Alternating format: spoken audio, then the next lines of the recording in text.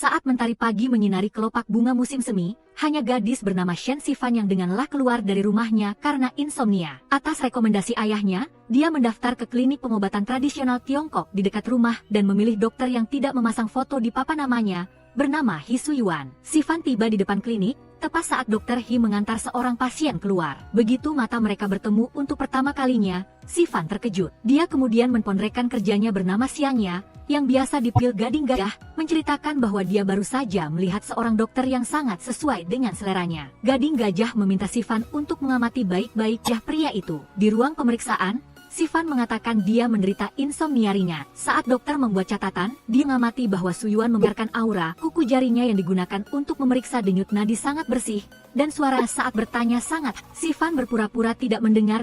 Suyuan mengingatkannya bahwa dia sedang diperiksa dan tidak boleh berpikir yang aneh-aneh. Dia meminta Sifan mengangkat wajahnya agar dia bisa melihat raut wajahnya. Saat Sifan menatap lurus ke mata Suyuan, jantung pria itu tanpa sadar berdebar. Dia mendiagnosis, penyakitnya disebabkan oleh luka emosional yang menyebabkan kelemahan saraf. Jika ingin sehat, dia harus si makanan dingin, mengurangi kopi dan teh susu dingin. Dia akan meresapkan obat, tetapi dia harus belajar melepas tekanan hidup. Dia membuat janji dengannya untuk pemeriksaan ulang pada hari Sabtu minggu depan.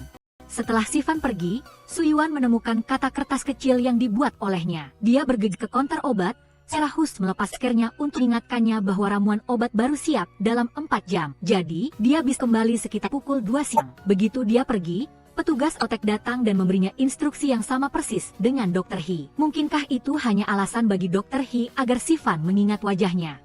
Dalam perjalanan pulang, Sifan teringat akan kegagalan dalam cintanya. Dia hanya ingin bertemu pacarnya bernama Yan Heng, tetapi pria itu menyalahkan pacarnya karena tidak memahami kesibukan pekerjaannya. Di rumah sakit, Suyuan menunggu kedatangan Sifan untuk mengambil obat. Tetapi sampai jam kerja selesai, dia tetap tidak bisa bertemu dengannya. Ternyata, ayah Sifan telah mengambilkan obat untuk putrinya. Melihat Sifan mengeluh obatnya sulit diminum, ibunya, Nyonya Liu, berpendapat bahwa obat pahitlah yang menyembuhkan penyakit. Di rumah sakit pengobatan tradisional Tiongkok, Suyuan menghadapi kasus darurat. Dokter magang bernama Li Jie mengatakan, pasien menderita kanker paru-paru, sekresi saluran pernapasan meningkat menjadi dahak, menyebabkan penyumbatan saluran pernapasan sehingga sulit bernapas. Mendengar Li Jie berpikir harus menggunakan mesin penyedot dahak, keluarga pasien berpikir seharusnya pergi ke rumah sakit barat. Suyuan meminta Li Jie untuk segera menyiapkan bekam. Dia melepas pakaiannya, lalu menusuk jarum akupuntur ke punggung pasien. Setelah itu, Suyuan melakukan sterilisasi dan bekam untuk membantu pasien batuk mengeluarkan gumpalan dahak. Akhirnya, lelaki tua itu bisa bernapas. Dia menyuruh Li Jie untuk pulang dan beristirahat, membiarkan dia berjaga malam ini. Kembali ke ruang istirahat, Suyuan mengamati kata kertas yang lucu itu. Dia bertanya-tanya, apakah dia akan datang untuk pemeriksaan ulang. Sementara itu, Sifan masih tidak bisa tidur, karena kata-kata caci maki pacarnya terus terngiang di telinganya. Pagi-pagi sekali, dia dengan lelah pergi membeli sarapan di toko dekat rumah. Dia menelepon ibunya agar tidak memasak makanan, dan dengan santai mengatakan ramuan obat Tiongkok itu tidak ada gunanya. Dia meminta ibunya untuk membuangnya untuknya, dan tidak menyadari Dr. He berdiri tepat di belakangnya. Dia berpendapat bahwa pengobatan dengan ramuan Tiongkok membutuhkan waktu. Dia baru minum 1 bungkus, jadi belum bisa langsung berefek. Sifan mengambil sarapannya, lalu meminta izin untuk pergi lebih dulu. Melihat punggungnya, sudut mulut Suyuan tanpa sadar melengkung. Dia mendengar pemilik toko mengatakan bahwa Sifan tinggal di apartemen dekat situ dan sering datang untuk membeli sarapan. Sesampainya di rumah, Sifan menceritakan bahwa dia bertemu dokter pengobatan tradisional Tiongkok itu di toko makanan. Dia bahkan lebih sering menguap daripada dia, jadi bagaimana bisa menyembuhkan insomnia? Ayah Shen tetap menyuruh putrinya untuk menghabiskannya, karena ramuan Tiongkok hanya menyehatkan dan tidak beracun. Di Hotel Huating, Sifan menjabat sebagai manajer lobi. Dia menyampaikan informasi pelanggan ke berbagai departemen, dan juga harus secara langsung menangani masalah pelanggan yang muncul. Saat istirahat makan siang, Sifan kembali ke kantor untuk mengisi daya ponselnya,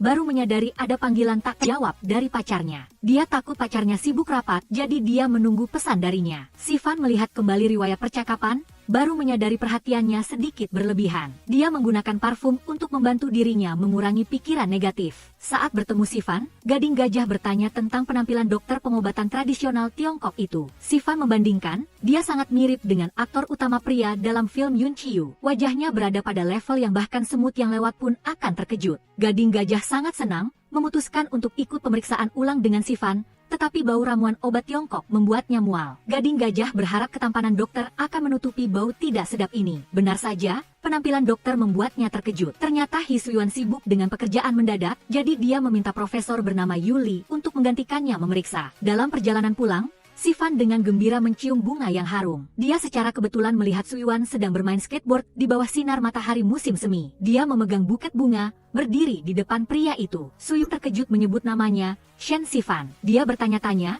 apakah dia juga tinggal di dekat sini. Suyuan mengatakan bahwa kompleks apartemen ini dekat dengan klinik, jadi dia baru saja pindah ke sini. Dia berjanji untuk memeriksa ulang, tetapi ada pekerjaan mendadak yang membuatnya tidak bisa datang. Dia berencana meminta nomor telepon Sivan, tepat saat dia membuat janji untuk bertemu lagi akhir pekan depan. Pulang mengunjungi kakeknya, yang adalah Profesor Yu, Suyuan bertemu dengan sekelompok mahasiswa magang yang dibimbingnya. Mendengar Li Jie harus menghadapi situasi darurat sendirian, Profesor Yu menyalahkan Suyuan karena tidak memenuhi tanggung jawabnya. Dia menyerahkan murid-murid kecil itu kepada Suyuan, bukan hanya untuk belajar teori, tetapi yang lebih penting, untuk praktik. Suyuan menerima tanggung jawab, berjanji akan lebih ketat dalam mengajar. Berbincang dengan cucunya, Profesor Yu menceritakan bahwa pasien bernama Shen Fan, saat melihatnya sudah sangat kecewa. Dia melihat wajahnya sudah membaik, jadi dia terus meresepkan obat sesuai resep Suyuan. Dia menyarankan cucunya, jika sibuk, berhati-hati untuk memberitahu pasien terlebih dahulu. Mendengar cucunya belum memiliki nomor telepon Sivan, Profesor Yu mendesak cucunya untuk mengambilnya di resepsionis atau meminta langsungnya. Dia cukup kesan dengan Sivan,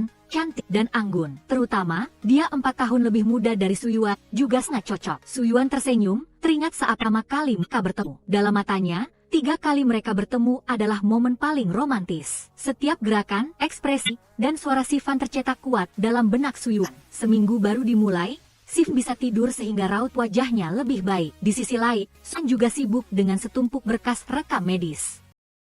Selepas bekerja, dia melewati toko bumbu lip dan teringat wajah Sivan di bawah sinar matahari musim semi. Semara itu, sedang makan steak bersama pacarnya. Yan Heng bercerita bahwa saat dalam perjalanan bisnis, dia menerima ratusan panggilan setiap hari. Namun saat duduk di depan pacarnya, dia masih harus melihatnya bermain ponsel. Sivan menjelaskan, dia hanya mengambil foto untuk dikirim Gading Gajah, membantunya mengubah menu hotel. Yan Heng dengan sinis mengatakan, Sivan cocok bermain dengan Gading Gajah. 1 orang bekerja keras, 1 orang berusaha untuk belajar di luar negeri. Sivan menjelaskan, dia hanya berencana, belum mengajukan permohonan sekolah. Yan Heng tidak ingin setelah nikah nanti, Sivan tetap melakukan pekerjaan ini.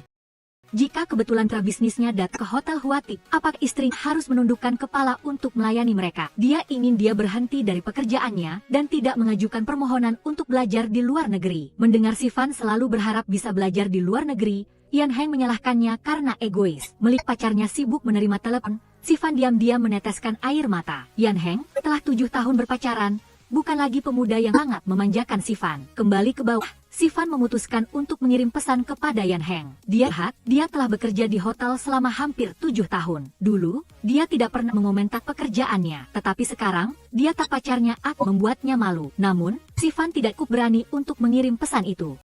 Semua rasa sakitnya, dia tumpahkan pada es krim dingin. Tapi es krim sedingin apapun, tetap tidak cukup untuk mematikan rasa sakit di hatinya. Shen Sivan, angin musim semi yang lembut membawa suara hangat Suyuan ke telinga Sivan. Dia muncul bersinar terang, di bawah cahaya lampu jalan. Dia buru-buru menyeka air matanya, mengatakan dia sedang merenung sebentar. Dia menyalahkan pasiennya yang tidak mau mendengarkan, dia malah makan makanan dingin. Melihat dia terus menangis, dia bertanya apakah Sivan bertengkar dengan pacarnya. Melihat dia mengangguk, hatinya juga tidak lagi bahagia. Suyuan mengajari Sivan menggunakan ibu jari untuk menekan titik dan zong di tengah dada. Jika dia merasakan sakit dan sesak, itu berarti Sivan menderita penyakit mental. Dia perlu membuka penyumbatan dengan obat psikologis, atau harus menghilangkan akar penyakitnya. Suyuan memberikan ruang pribadi untuk Sivan, jadi dia meminta izin untuk pulang lebih dulu. Dia berpesan padanya untuk meletakkan sebuah apel di samping tempat tidur, yang akan membantunya tidur lebih nyenyak. Di akhir pekan, Sivan datang untuk pemeriksaan ulang. Dia mengatakan bahwa dia tidak bisa tidur nyenyak sejak malam itu. Suyuan memeriksa denyut nadinya, menyarankan agar dia tidak menanggung beban sendiri. Dia akan bersamanya, melepaskan simpul-simpul itu perlahan. Selain obat untuk mengatur qi dan darah, dia juga akan melakukan akupuntur pada beberapa titik penenang untuk membantunya tidur lebih nyenyak. Sivan sedikit tegang, karena ini adalah pertama kalinya dia melakukan akupuntur. Suyuan menyuruhnya santai, lalu dengan lembut menusuk jarum pada satu titik di puncak kepalanya. Saat dia menusuk kedua tangannya, Sifan baru bisa melihat Suyuan dengan jelas di bawah sinar matahari musim semi. Saat mata mereka bertemu, seolah-olah ada alunan musik cinta yang terdengar di telinga. Melihat Sifan bingung, Suyuan tersenyum dalam hati. Karena aku pun tur membutuhkan waktu 15 menit, dia menyuruhnya memejamkan mata dan beristirahat. Di meja kerja, Suyuan melihat kunci kertas yang buat oleh Sifan. Di balik tirai, dia juga perlahan tertidur. Melihatnya tidur nyenyak, dia tidak tega membangunkannya, jadi dia dengan lembut mencabut jarumnya. Setelah Sifan bangun 2 jam kemudian, Suyuan memberinya kantung herbal aromaterapi penenang. Dia berpesan padanya, saat adanya sesuatu gelisah, dia bisa menciumnya sedikit. Dia berencana meminta nomor teleponnya, tetapi dia membuat janji untuk bertemu akhir pekan depan. Dia menghela napas, karena 1 minggu lagi dia tidak memiliki nomor teleponnya. Begitu selesai bekerja dan kembali kantor, Sifan menerima pesan putus dari pacarnya. Dia menelepon Yan Heng, tetapi dia terus menolak untuk mengangkat telepon. Dia merasa tidak berdaya, air matanya terus mengalir. Di bawah apartemen, Suyuan secara kebetulan melihat raut wajah Sifan yang lelah. Dia bertanya dalam hati, apakah dia bertengkar lagi dengan pacarnya. Keesokan harinya, hotel mengadakan konferensi puncak teknologi pasar. Hi menandatangani surat keluar rumah sakit untuk pasien, dan dengan santai menyelipkan pulpen resepsionis ke saku bajunya. TV menayangkan berita tentang konferensi puncak, tetapi Suyuan hanya memperhatikan raut wajah Sifan yang lelah. Di sisi lain, Sifan seperti orang yang kehilangan jiwa saat mengetahui pemimpin grup Zhongwu. Di antaranya Yan Heng, yang datang untuk menghadiri konferensi pun. Gading Gajah mendorong dirinya untuk melakukan pemeriksaan ulang agar dia bisa menyambut pemimpin grup Zhongwu. Namun, Sifan masih ingin menyelesaikan pekerjaannya. Di klinik pengobatan tradisional Tiongkok, Suyuan mencari daftar pasien yang mendaftar, tetapi tidak kunjung menemukan nama Sifan. Sementara itu, dia sedang mencium kantung aromaterapi untuk menenangkan diri. Suyuan takut dia salah mendaftar, jadi dia keluar untuk bertanya kepada resepsionis. Mendengar dia tidak membuat janji, dia memutuskan untuk meminta nomor telepon pendaftaran Sifan. Dia awalnya ingin memintanya langsung, tetapi tidak bisa menunggu lebih lama lagi. Di hotel, Sifan tegang saat mendengar 2 kata Yan Heng.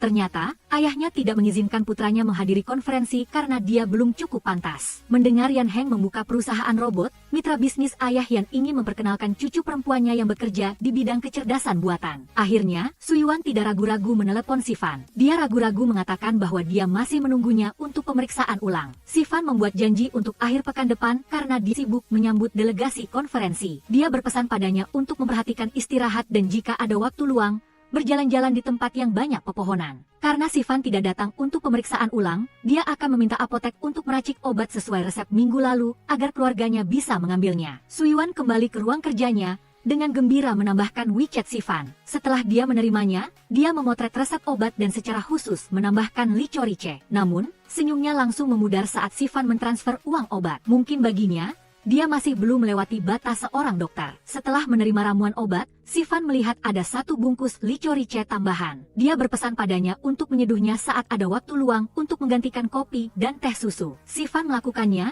dan rasa manis yang menyegarkan itu benar-benar mengejutkannya. Pada hari kedua konferensi puncak, grup Zhongwu mengadakan pesta di hotel. Presiden yang meminta Sifan untuk mengantarkannya ke mobil. Mendengar dia bertanya kapan Yan Heng akan kembali ke negara itu, dia mengatakan putranya masih di rumah. Sifan gemetar, tetapi tetap berusaha menundukkan kepalanya untuk menyapa tamu. Yan Heng, kenapa kamu di pasar tetapi tidak mau bertemu denganku sekalipun? Kita sudah berpacaran selama 7 tahun, apakah kita tidak pantas mendapatkan pisahan yang resmi? Apa yang salah aku lakukan sehingga menjadi begitu dibenci di matamu? Sifan teringat Dr. Hi mengatakan, pepohonan membantu manusia menenangkan fisik dan jiwa. Dia memeluk erat batang pohon, meminta pohon itu menghiburnya. Dia minum beberapa bungkus ramuan obat Tiongkok lagi, berharap bisa menenangkan ketidaknyamanan di hatinya. Pagi-pagi Suyuan bermain skateboard melewati bangku kayu, menghela napas tidak harus meresepkan berapa banyak lagi obat insomnia. Saat dia meluncur melewatinya, saat itu Sifan datang. Dia memutuskan untuk mengambil cuti sehari di tengah minggu untuk datang pemeriksaan ulang lebih awal. Namun resepsionis memberitahu, Dr. Hi bekerja di rumah sakit pengobatan tradisional Tiongkok, hanya datang ke klinik pada hari Sabtu. Dia mengirim pesan ke Suyuan, memberitahu dia akan datang ke rumah sakit kota. Dia menunggu dengan penuh harap, membuat janji dengannya untuk bertemu di halaman rumah sakit. Shen Sifan, mendengar suara Suyuan yang hangat, Sifan buru-buru menyembunyikan wajahnya yang cekung. Dia pikir dia harus masuk ke rumah sakit untuk mengambil nomor antrean. Tetapi Suyuan mengatakan, dia adalah dokter onkologi pengobatan tradisional Tiongkok, jadi Sifan tidak bisa mengambil nomor antreannya. Selain itu, Dia takut suasana di bagian onkologi akan memengaruhi suasana hati Sivan. Suyuan mengingatkan pasiennya, setiap obat mengandung 3 bagian racun, jadi tidak boleh minum banyak sekaligus. Dia menunjukkannya padanya, jenis daun perila yang mirip dengan namanya. Duduk di bangku kayu, Suyuan meminta Sivan mengulurkan tangannya. Dia beralasan memeriksa denyut nadi untuk menghangatkan tangannya terlebih dahulu. Raut wajah Suyuan yang penuh perhatian saat meresepkan obat begitu menarik, membuat Sivan tidak bisa berhenti diam-diam meliriknya. Saat dia kebetulan tertangkap basah olehnya,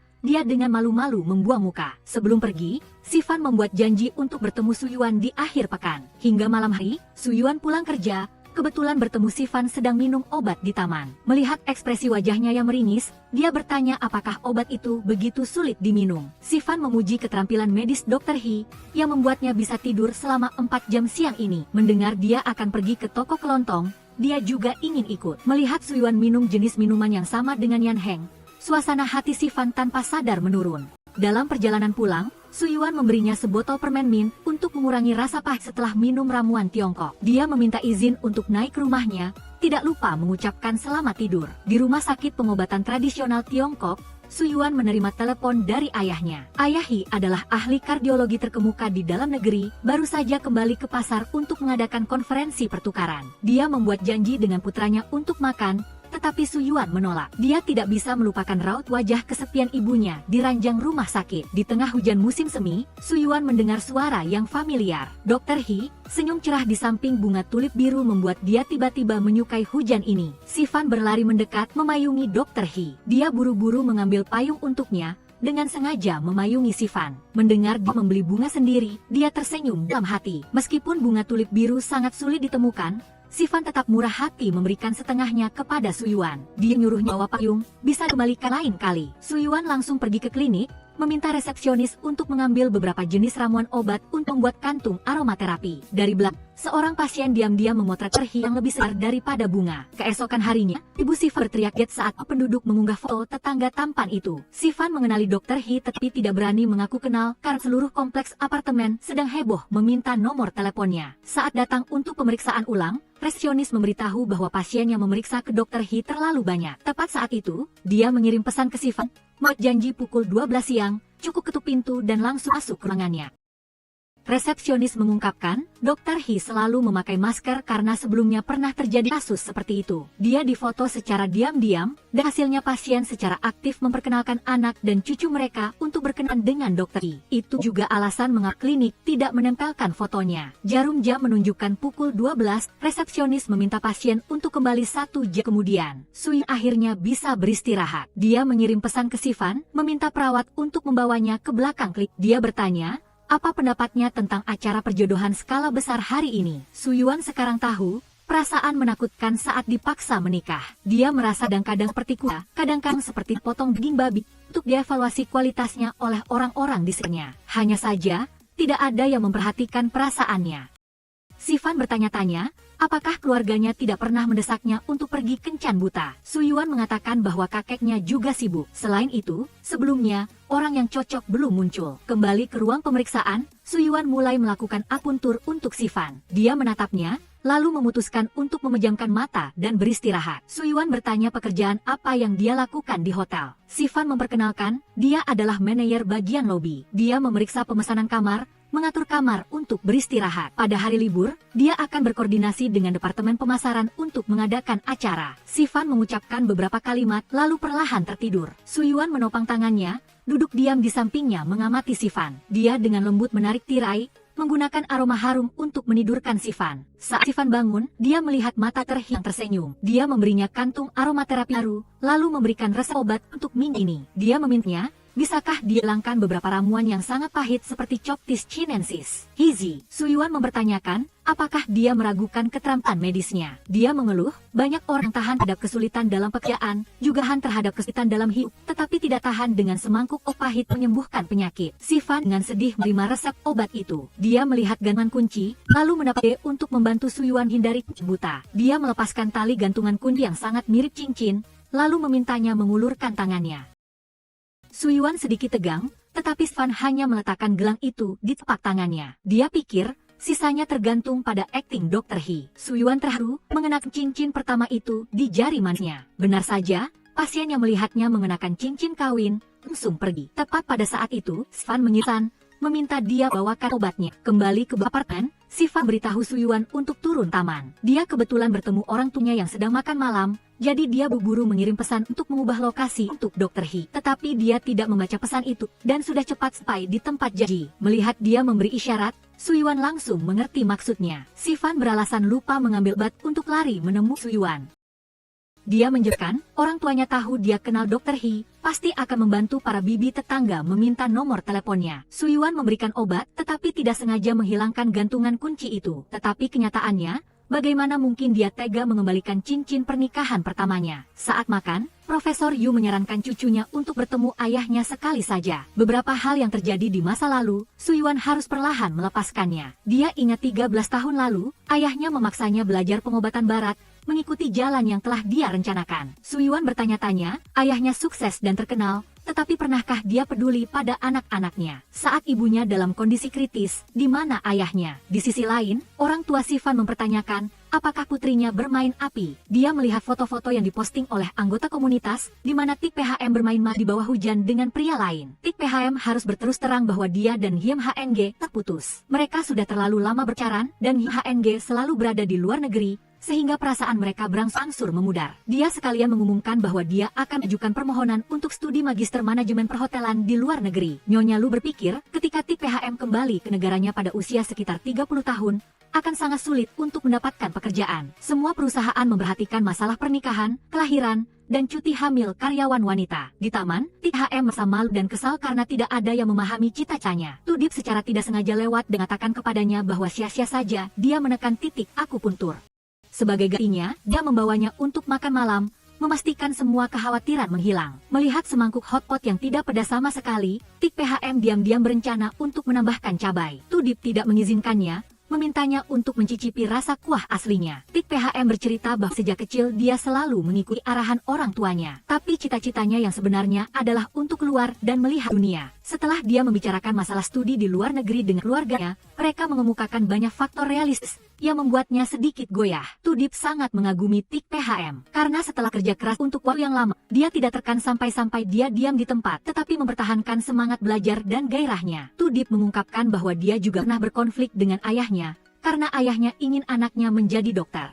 Dia menceritakan bahwa ibunya meninggal karena kanker payudara. Sebelum ibunya meninggal, dia menderita banyak rasa sakit karena efek samping kemoterapi. Sementara itu, pengobatan tradisional Tiongkok dapat meringankan sebagian rasa sakit itu, jadi dia memilih bidang ini. Setiap hari Tudip berinteraksi dengan banyak pasien kanker. Mereka semua memikirkan kembali berapa banyak penyesalan yang mereka miliki dalam hidup mereka. Jadi dia menasihati Tik PHM, bahwa dia harus melepaskan segalanya dan berani mencoba sekali. Tik PHM dengan gembira mencicipi hotpot yang tidak pedas itu, berterima kasih padanya karena telah mencerahkan dirinya. Sesampainya di rumah, Tik PHM memberitahu orang tuanya bahwa dia akan mendaftar ke sekolah yang masuk 3 besar di dunia. Jika dia gagal, barulah dia rela menyerah. Di taman, Tudip masih berseluncur. Dia ingin meminjam angin musim semi untuk menenangkan kekhawatiran di hatinya. Tudip, suara Tik PHM familiar, baru cukup membuat Tudip tersenyum. Dia terengah-engah, memberitahu bahwa orang tuanya telah setuju untuk mengizinkannya belajar di luar negeri. Dia menduga dia sangat gembira sehingga dia tidak bisa tidur, jadi dia mengajak PHM untuk mencari angin. Di dalam mobil,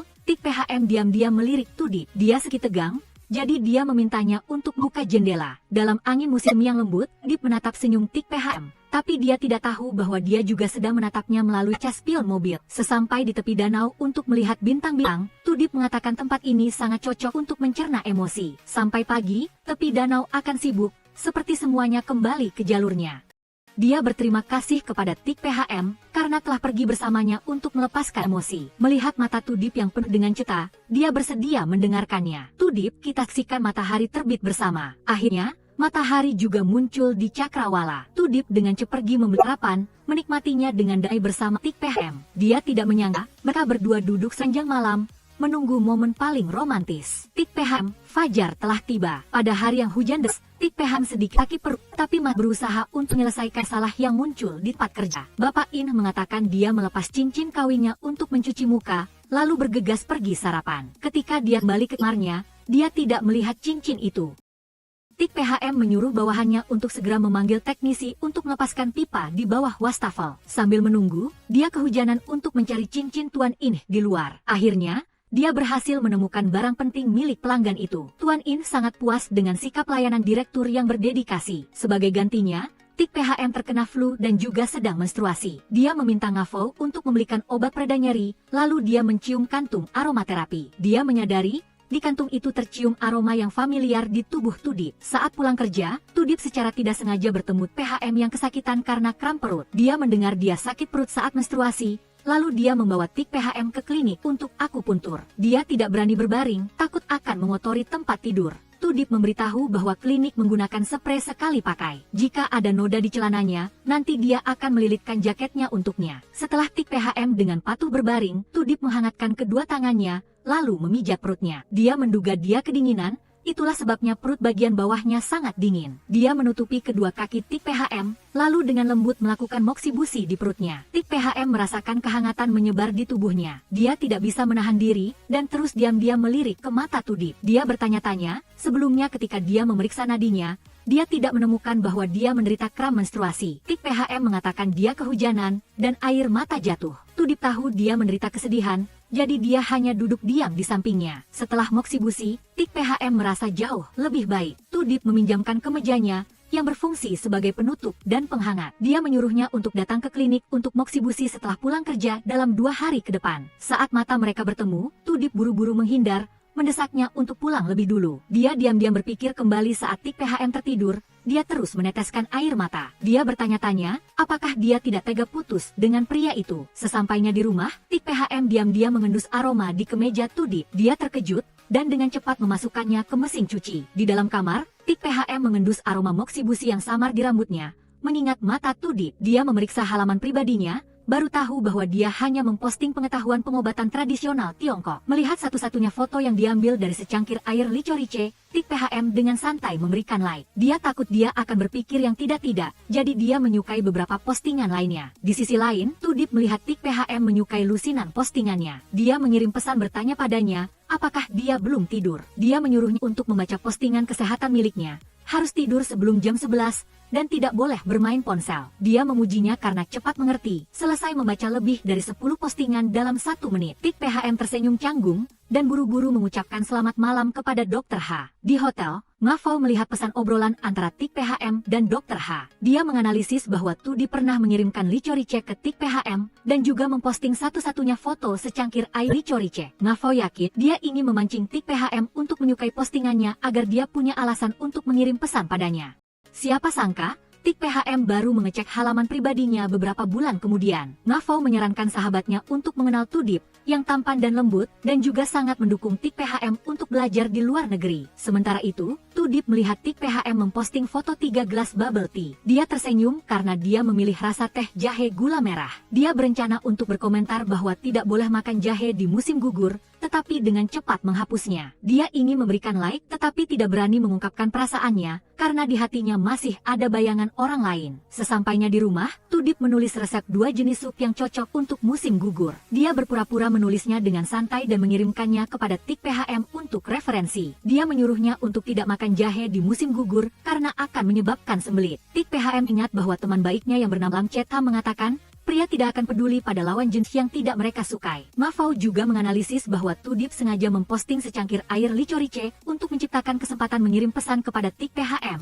Di tengah malam, sang pasien tumor otak tiba-tiba memburuk. Tudip berdiskusi dengan keluarga pasien bahwa pasien harus dibawa ke ruang perawatan intensif untuk mempersiapkan operasi invasif. Keluarga pasien menolak karena tidak ingin ibu mereka menderita lagi. Dia hanya berharap dokter dapat membantu ibunya bertahan sedikit lebih lama untuk menunggu anggota keluarga dapat bertemu dengannya untuk terakhir kalinya. Tudip mengingat saat ayahnya menyerah pada operasi untuk menyelamatkan ibunya. Dia pergi ke restoran di bawah rumahnya. Tudip secara tidak sengaja bertemu Tik PHM.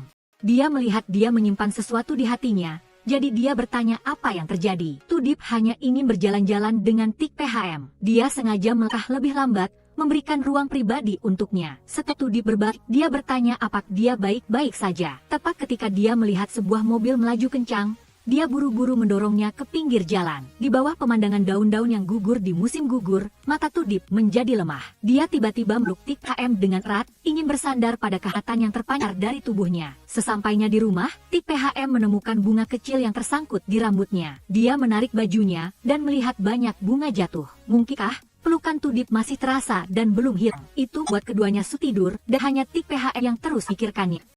Saat makan malam, Nyonya Lu mengatur agar putrinya pergi kencan buta. Tik PHM menolak dengan tegas, karena orang-orang yang diperkenalkan oleh orang tua adalah stok lama. Terlebih lagi, dia akan pergi belajar di luar negeri, dia tidak bisa jatuh cinta dan putus lagi. Nyonya Lu mengatakan, pria itu belajar pengobatan tradisional Tiongkok, dia berpengetahuan luas dan tenang, dan dia pasti akan mendukung Tik PHM. Mendengar orang tuanya terus mengomel, Tik PHM akhirnya setuju. Sesampai di klinik, Tik PHM mengembalikan kemeja ke Dokter H. Dia meminta maaf, karena malam itu dia terlalu tiba-tiba. Tik PHM tidak menyalahkannya, menganggapnya sebagai pelukan yang menghibur teman. Dia bertanya kepada dokter bagaimana cara mengurangi gejala menopause. Karena ibunya akhir-akhir ini selalu mengeluh tentang pernikahan. Tudip merasa tidak enak, dipikir dia akan menikah dengan pria itu. Sambil mengobrol dengan kakeknya, Tudip menceritakan bahwa Tik PHM akan membicarakan pernikahan dengan pacarnya. Selama Tik PHM tidak menyebutkan pria itu, dia hampir lupa bahwa Tik PHM punya pacar dan dia menciptakan ilusi. Dia mencela dirinya sendiri. Di usianya ini,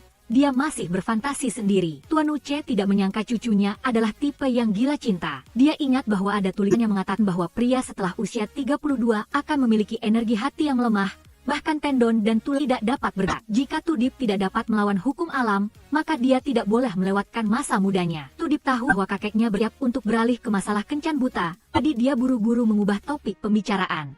Saat datang mencari Tudip, Liegi memintanya untuk pergi kencan buta menggantikannya. Liegi mengaku bahwa di hatinya hanya ada teman magangnya yang bernama Kahaham. Dia tidak berani menolak ayahnya dan juga tidak ingin bersalah pada Kahaham. Dia menebak bahwa orang yang akan ditemui akan lebih senang bertemu dengan Tudip daripada bertemu dengannya. Pada akhir pekan, Tik Pham datang untuk kencan buta dengan seorang dokter pengobatan tradisional Tiongkok. Ternyata, orang itu adalah Liegi. Dia mengatakan bahwa dia sedang mengambil gelar magister, jadi dia belum ingin mencurahkan energinya untuk urusan cinta. Tik Pham memujinya karena dia juga berusaha keras untuk mendapatkan beasiswa ke luar negeri. Mereka sepakat untuk memberitahu keluarga bahwa mereka tidak menyukai satu sama lain. Setelah Liegi kembali, Tudip sekalian bertanya sedikit tentang pengalaman kencan buta. Liegi meminta maaf karena orang yang dia temui juga dipaksa untuk pergi kencan buta. Keduanya berterus terang lalu mengobrol untuk menghabiskan waktu. Dia mendengar dia mengatakan bahwa dia sedang jalani pengobatan insomnia dan juga mencari di internet untuk meminta dokter mengganti obat pahitnya. Tudip ingat Tik Pham juga pernah memintanya untuk membuang Huang Lian agar tidak terlalu pahit. Dia bertanya kepada Liegi apa pekerjaannya. Mendengar Liegi mengucapkan 4 kata direktur lobi, musim semi tiba-tiba kembali ke hati Tudip. Dia tahu dia tidak menikah tetapi putus dengan pacarnya. Dalam perjalanan pulang,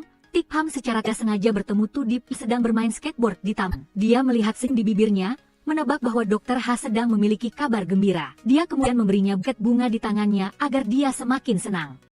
Tudip memintanya untuk datang lagi saat dia luang untuk moksibusi. Dia adalah dokter yang bertanggung jawab, dia harus menyembuhkan pasiennya hingga tuntas. Tik Pham melihat suasana hati Tudip yang positif dan juga merenang. Di HOANH, Direktur Hotel mengumumkan persiapan untuk menyambut rombongan turis yang terdiri dari 30 orang lansia. Dia meminta Lam Chet Ham menghubungi rumah sakit untuk melatih staf cara memberikan pertolongan pertama pada penyakit umum ke orang tua. Tik PHM menyarankan untuk lebih fokus pada pengobatan tradisional Tiongkok, di mana dapur dapat membuat hidangan obat atau teh obat, kamar dapat diganti menjadi bantal soba, dan menggunakan aromaterapi kesehatan. Direktur ingat bahwa Tik PHM sering berobat ke dokter Tiongkok, jadi dia memintanya untuk mengundang dokter itu untuk menjadi konsultan hotel.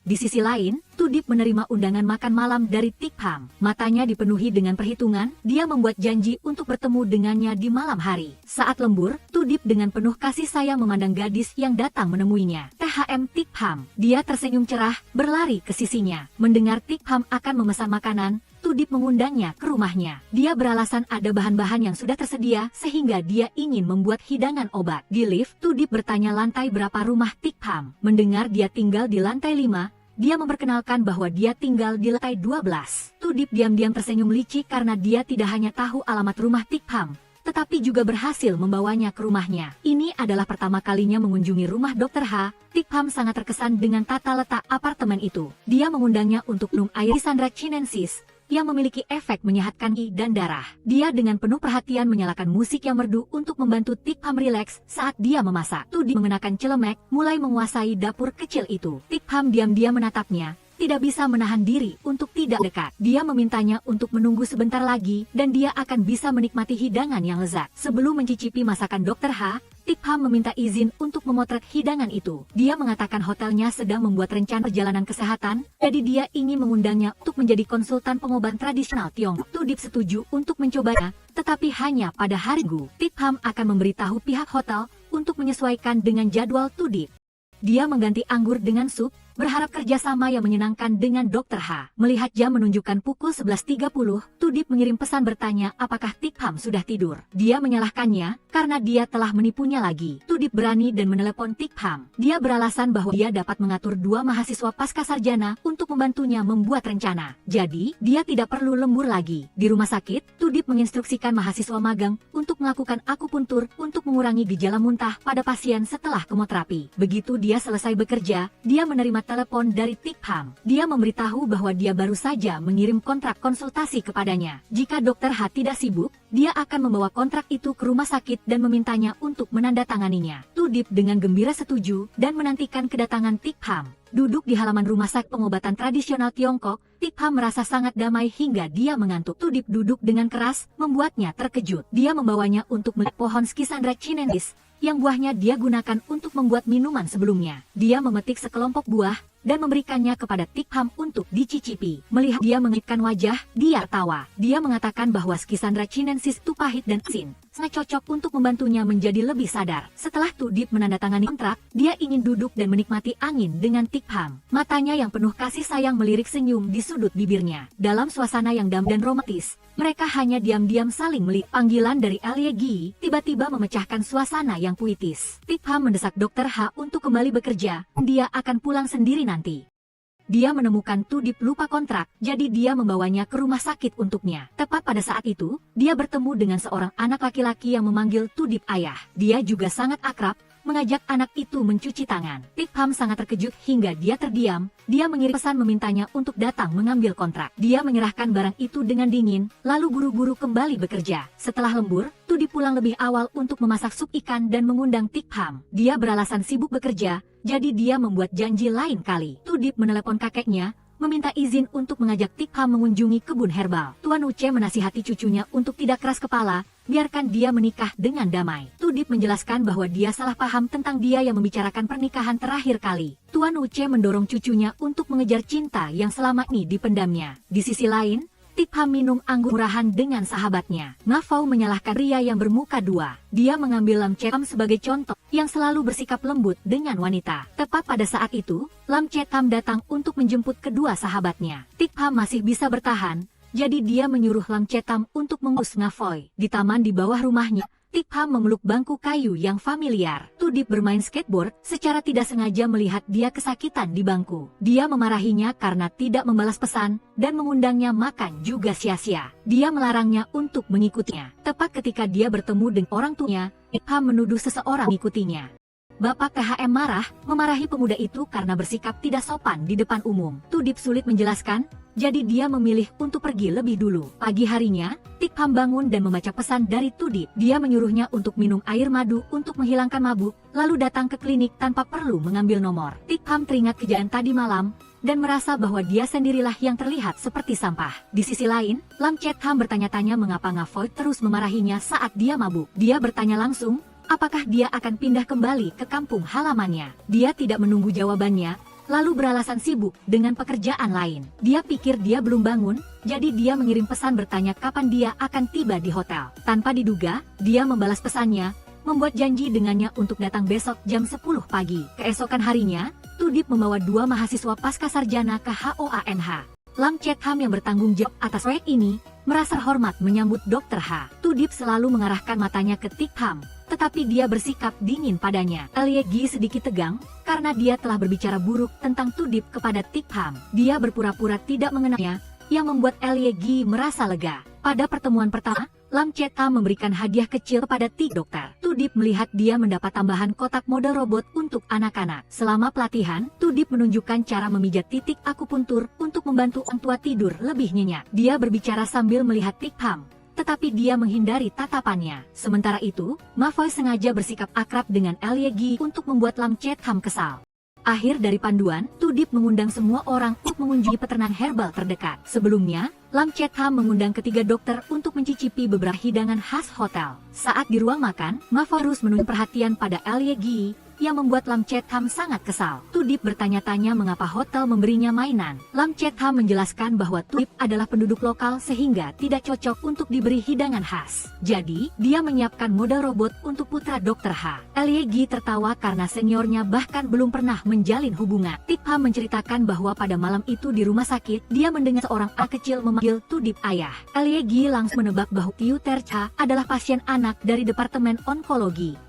Anak itu sangat menyukai Dr. Ha sehingga dia memanggilnya dengan akrab seperti itu. Tudip akhirnya mengerti mengapa dia mengabaikannya. Tetapi berkat itu, Tudip tahu bahwa dia benar-benar peduli apakah dia memiliki anak, bahkan meminjam minuman untuk memarahinya sebagai sampah. Di depan semua orang, Tudip secara khusus mengambilkan makanan untuk Tik Pham. Dia merasa malu dan juga senang di dalam hatinya. Di dalam mobil, Tudip bersemangat menikmati melodi musik di radio. Di sisi lain, Lam Chetam yakin Tik Pham menyukai Dr. Ha. Dia memuji Tudip sebagai orang yang sangat baik dan menyarankan dirinya untuk tidak ragu-ragu. Ma Foi mengejek Lam Chetam yang hanya pandai membicarakan urusan orang lain. Dia meminta Tik Pham untuk segera mengirimkan prosedur kerja Lye Gi kepadanya. Dia ingin mengubah selera dari presiden menjadi yang muda dan patuh. Sesampai di kebun herbal, Tik Pham membiarkan dirinya terbawa angin sejuk, tenggelam dalam sinar matahari sore. Tudip memberitahu bahwa kebun itu hanya dibuka untuk mahasiswa farmasi tahun pertama untuk dikunjungi setahun sekali. Ini adalah kesempatan langka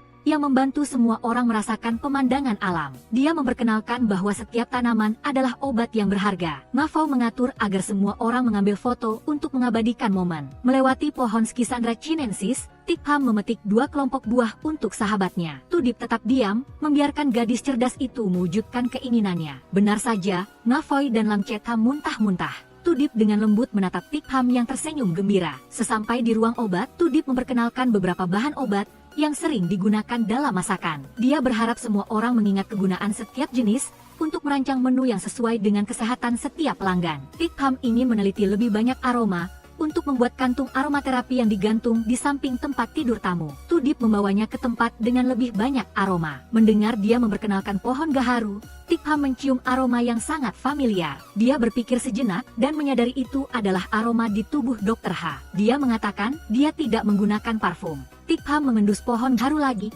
lalu berbalik dan mengendus aroma di tubuh Tudip. Meskipun momen dia mendekatinya itu singkat, itu sudah cukup untuk membuat jantung Tudip berdebar kencang. Tik Pham menebak dia bertemu Dr. Ha tepat saat dia memiliki aroma gaharu. Terlebih lagi, dia sangat mirip dengan aroma gaharu, lembut dan murni, harum tetapi tidak mengesankan. Tudip bangga karena citranya di mata gadis itu sangat berharga. Mendengar Tik Pham menilai aroma gaharu itu cukup kompleks, Tudip teringat 2 kata sampah. Dia menjelaskan, malam itu dia minum terlalu banyak. Tudip tahu itu bukan dia, karena dia adalah gaharu kelas atas. Orang yang suasana hatinya sulit seperti Tik Pham bahkan harus meminta bantuannya untuk diobati. Dia ingat bahwa dalam resep yang dia berikan, tidak pernah gaharu. THM Tik Pham nanti akan ada. Di bawah cahaya senja yang cerah, dia berjanji akan memberinya hadiah. Di taman di bawah rumahnya, Tudip memberikan kantung aromaterapi baru kepada Tik Pham. Dia menyadari dia telah menambahkan aroma gaharu. Mendengar dia menyebutkan pemeriksaan kembali, Tik Pham berpikir dia tidur sangat nyenyak sehingga dia tidak perlu minum obat. Terlebih lagi, dia datang menemuinya, tidak harus untuk berobat. Tudip menyarankan, dia bisa datang untuk makan malam bersamanya. Akhirnya, rombongan tamu lansia tiba. Mereka sangat antusias dengan makanan yang sehat. Seorang tamu bernama Lu VNT meminta Tik Pham untuk menggantinya dengan aroma yang lebih lembut. Siu 11 Pham menyarankan agar pelanggan memilih aroma kayu gaharu yang bisa melancarkan peredaran darah dan mengurangi rasa sakit. Di sisi lain, Tudip memberi model robot sebagai hadiah kepada Xiao Ze yang dengan patuh menyelesaikan putaran kemoterapi. Anak itu sangat senang karena ini adalah pertama kalinya dia memiliki robot sebesar itu. Tudip meminta untuk mengambil foto untuk dikirimkan kepada orang yang beli hadiah ini. 11 Pham menerima foto itu dan mengucapkan semoga anak itu lebih sehat dari robot Transformer. Dalam perjalanan pulang, 11 Pham menerima pesan teks dari Tudip. Dia Dia mengundang 11 Pam ke rumahnya untuk makan malam sebagai ucapan terima kasih atas hadiah untuk Xiao Ze. Sesampainya di rumah Dr. Ha, 11 Pam mengeluh tangannya sakit karena melayani perkumpulan lansia sepanjang hari.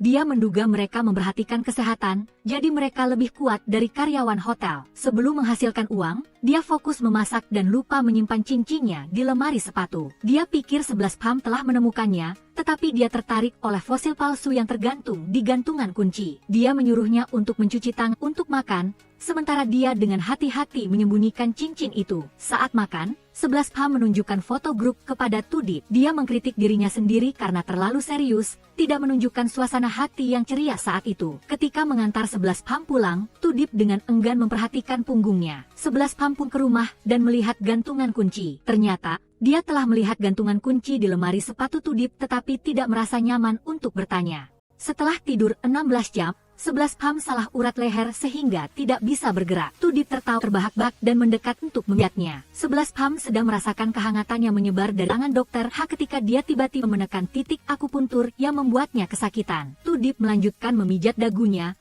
bantu 11 Pam menggerakkan kepalanya dengan lebih mudah. Mendengar punggungnya juga sakit, dia tiba-tiba memeluk pasien dengan erat dari belakang. Setiknya, dia membuatnya sakit sampai tidak bisa berkata-kata. 11 Pam menunjuk ekspresi tidak senang karena dia menariknya begitu. Saat mengambil obat, Tudip membawakan obat untuk 11 Pam. Secara kebetulan, dia berencana menemuinya untuk menanyakan beberapa hal tentang kantung wangi. Tudip mengundangnya ke rumahnya untuk berbicara. Sesampainya di rumah Dr. Ha, 11 memberitahu bahwa dia ingin menjadikan perjalanan kesehatan sebagai proyek praktis dan kemudian mengirimkannya bersama dengan formulir pendaftaran ke sekolah di Swiss. Dia telah selesai nulis rencana keseluruhan tetapi masih kekurangan kata pengantar yang mengesankan. Mendengar bahwa dia ingin memulai dengan kisah kuno tentang kantung wangi, Tudip ingat ada bahan referensi. Itu adalah artikel tentang budaya penggunaan kantung wangi yang dia tulis saat masih kuliah. Tudip membaca rencana itu dan menemukan bahwa 11 Pam masih menyimpan kantung wangi pertama yang dia berikan. Melihat dia fokus bekerja, matanya menjadi lembut dan penuh kekaguman. Setelah menyelesaikan rencana di larut malam, 11 Pam meminta pendapat Dr. Ha. Mengagumi kecantikan intelektualnya, sudut mulutnya tanpa sadar melengkung ke atas. Tudip memuji 11 Pam karena menulis dengan baik, sampai-sampai dia tidak perlu memperbaikinya lagi. Tepat pada saat itu, pusat konsultasi studi di luar negeri menelepon. Setelah 11 Pam selesai bicara di telepon, Tudip sudah tertidur di sofa. Dia dengan lembut melepaskan kacamatanya, lalu dengan hati-hati menarik buku dari tangannya. Agar buku itu tidak jatuh, 11 Pam mencondongkan tubuhnya dekat ke wajah Tudip. Berdebar. Detak jantungnya membuat 11 Pam tidak bisa menahan diri dan perlahan mendekati bibir Tudip. Suara bel pintu berbunyi, memecahkan niraninya, dan juga merusak rencana dokter yang licik itu. Mendengar Elie Jie memintanya membaca laporan penelitian, 11 Pam meminta izin untuk pulang lebih dulu. Tudip dengan dingin mengusir Elie Jie agar tidak terlihat olehnya. Di dalam lift, jantung 11 Pam serasa ingin melompat keluar dari dadanya. Semakin dia mengingat saat-saat dekat dengan Tudip, semakin pikirannya menjadi kabur. Berjanji bertemu 11 Pam di toko roti di bawah taman, Tudip bertanya kapan dia akan pergi ke luar negeri. Ketika zona waktu Swiss berbeda 7 jam dari Tiongkok, siksaan dari hubungan sebelumnya masih ada di hatinya. 11 Pam berpikir dia harus lebih sadar. Keesokan harinya, Elie Jie dengan cepat membual kepada Profesor Yu bahwa dia tidak sengaja merusak kencan antara Dr. Ha dan Direktur 11 tadi malam. Tudip menjelaskan bahwa dia tinggal di gedung apartemen yang sama dengan 11 Pam, lebih nyaman untuk membicarakan sesuatu di rumah. Ong Yu tertawa karena gedung apartemen tidak memiliki kafe. Tudip harus mengakui bahwa dia masih mengejar gadis itu. Di sisi lain, orang tua 11 Pam masih membicarakan tentang pernikahan. Di bawah tekanan istrinya, Bapak 11 harus berusaha menjebak putrinya, menyetujui untuk pergi kencan buta pada Jumat malam. 11 Pam patuh mengikuti rencana tersebut tetapi teman kencan butanya tidak datang. Secara kebetulan, 11 Pam bertemu dengan Elie Jie di luar restoran. Dia membantu Dr. Ha untuk bertanya apakah dia ingin menghadiri reuni kelas kedokteran. 11 Pam sedikit malu, tetapi Elie Jie tidak mengizinkannya untuk menolak. Tudip menyuruh Elie Jie untuk mengatakan bahwa dia adalah teman 11 Pam untuk menghindari orang-orang menggodanya. Saat reuni kelas, Elie Jie memperkenalkan 11 Pam sebagai temannya. Para senior yang lajang sangat antusias dengan seorang gadis cantik. Tudip meminta KXN untuk merawat 11 Pam untuknya. Dia dengan cermat menyendokkan Tang Yuan dan meminta Elie Jie untuk untuk memberikannya kepada 11 Pam. Seorang rek bernama TNG FNG menyalahkan Dr. H karena hanya merawat teman baru dan lupa mendokan Tang Yuan untuk teman lainnya. Dia mengadakan permainan menyambung nama obat, siapapun yang kalah harus minum arak. Permainan dimulai dengan sangat menyenangkan. Ketika giliran 11 Pam untuk menyambung kata tu, dia tanpa sadar menyebut nama Tudip. Menunggu 11 Pam di depan toilet, dia takut dia merasa tidak nyaman. 11 Pam melihat bahwa semua orang sangat senang, jadi dia masih ingin kembali. Tudip bertanya-tanya siapa yang berani membuatnya menunggu seperti itu. Mending 11 Pam pergi kencan buta, Tudip tidak bisa menyembunyikan kekecewaannya. Tapi dia merasa beruntung karena orang itu tidak datang. 11 Pam mau pulang bareng malam ini, melihat kedua teman itu berani kabur dari minum arak. TNG FNG menghukum mereka untuk bermain truth or dare. Tudip tahu 11 Pam tidak kuat minum, jadi dia memilih truth. TNG FNG bertanya, apakah rumor bahwa Dr. H sedang mengejar seseorang itu benar? Mendengar Tudip mengakuinya, dia ingin tahu identitasnya untuk menasihatinya agar melihat wajah asli Dr. H. Tudip hanya mengungkapkan bahwa itu adalah gadis yang dia kenal pada bulan April. 11 Pam ingat di bawah sinar matahari bulan April, dia pertama kali bertemu dengan mata indah Tudip. Dia sedikit tegang dan buru-buru meminum segelas arak untuk menenangkan diri. Ketika melewati taman, 11 Pam berterima kasih kepada Tudip karena menyukainya. Efek arak yang kuat semakin membuat emosinya meluap-luap. 11 Pam menyentuh bibir Tudip dengan lembut, dan dia ingin dia mengulangi kata-kata yang baru saja diucapkannya. Ha Tudip, terima kasih telah menyukaiku. Tudip tidak menunggu 11 Pam menyelesaikan kalimatnya. Dia mendekat dan menciumnya dengan penuh gairah. Di bawah angin musim gugur, mereka memiliki ciuman pertama yang manis. Setelah mengantar 11 Pam pulang dengan aman, Tudip meminta izin untuk pergi. Baliu mengundangnya untuk tinggal dan makan malam, tetapi Tudip tidak berani mengganggu mereka. Namun, dia tidak lupa menanyakan kepada mereka bagaimana pendapat mereka tentang makanan obat yang dia buat sebelumnya. Seperti yang diharapkan, Tuan dan Nyonya 11 menyadari bahwa dia adalah Dr. H.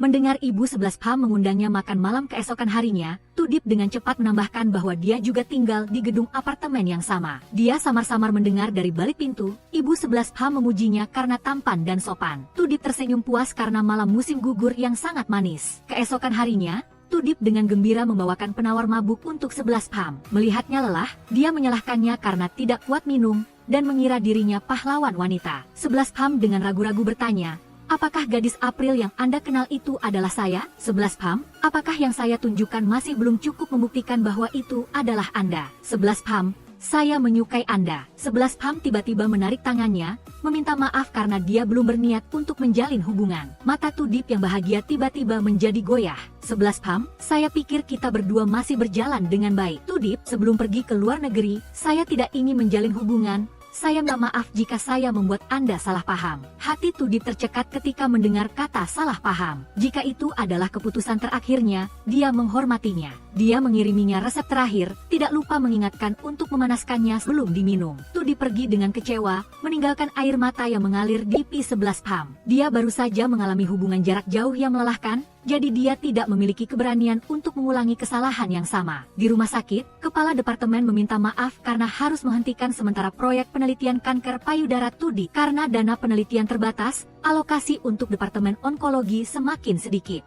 Sehingga para pimpinan berharap menggunakannya untuk topik-topik yang lebih mudah membuahkan hasil. Dia tahu bahwa selama 3 tahun terakhir, Tudip tetap gigih meneliti arah pengobatan paliatif untuk pasien kanker. Namun, topik ini memang sangat sulit untuk membuahkan hasil. Di bawah taman, 11 Pam sekali lagi harus menekan titik akupuntur untuk meredakan nyeri. Tudip secara kebetulan lewat dan menyuruhnya memakai kaos kaki di malam yang dingin. 11 Pam buru-buru menghindar, meminta izin untuk pulang lebih dulu. Tudip memandang dengan mata yang sangat lelah, mengikuti punggungnya. Dalam mimpinya, 11 Pam melihat dirinya duduk di dalam bus. Dari kejauhan, Tudip berdiri di bawah hujan, semakin menjauh darinya. 11 Pam mencoba membuka pintu, tetapi hanya bisa tanpa daya memanggil namanya. Rasa sakit itu begitu nyata sehingga dia masih bisa merasakannya saat bangun. Keesokan harinya, 11 Pam menerima pemberitahuan penerimaan dari Universitas Swiss. Dia menghibur dirinya sendiri bahwa dia benar telah menolak perasaan Tudip. Waktu berlalu dengan cepat, membawa musim dingin yang dingin. Ranting-ranting pohon tidak mekar,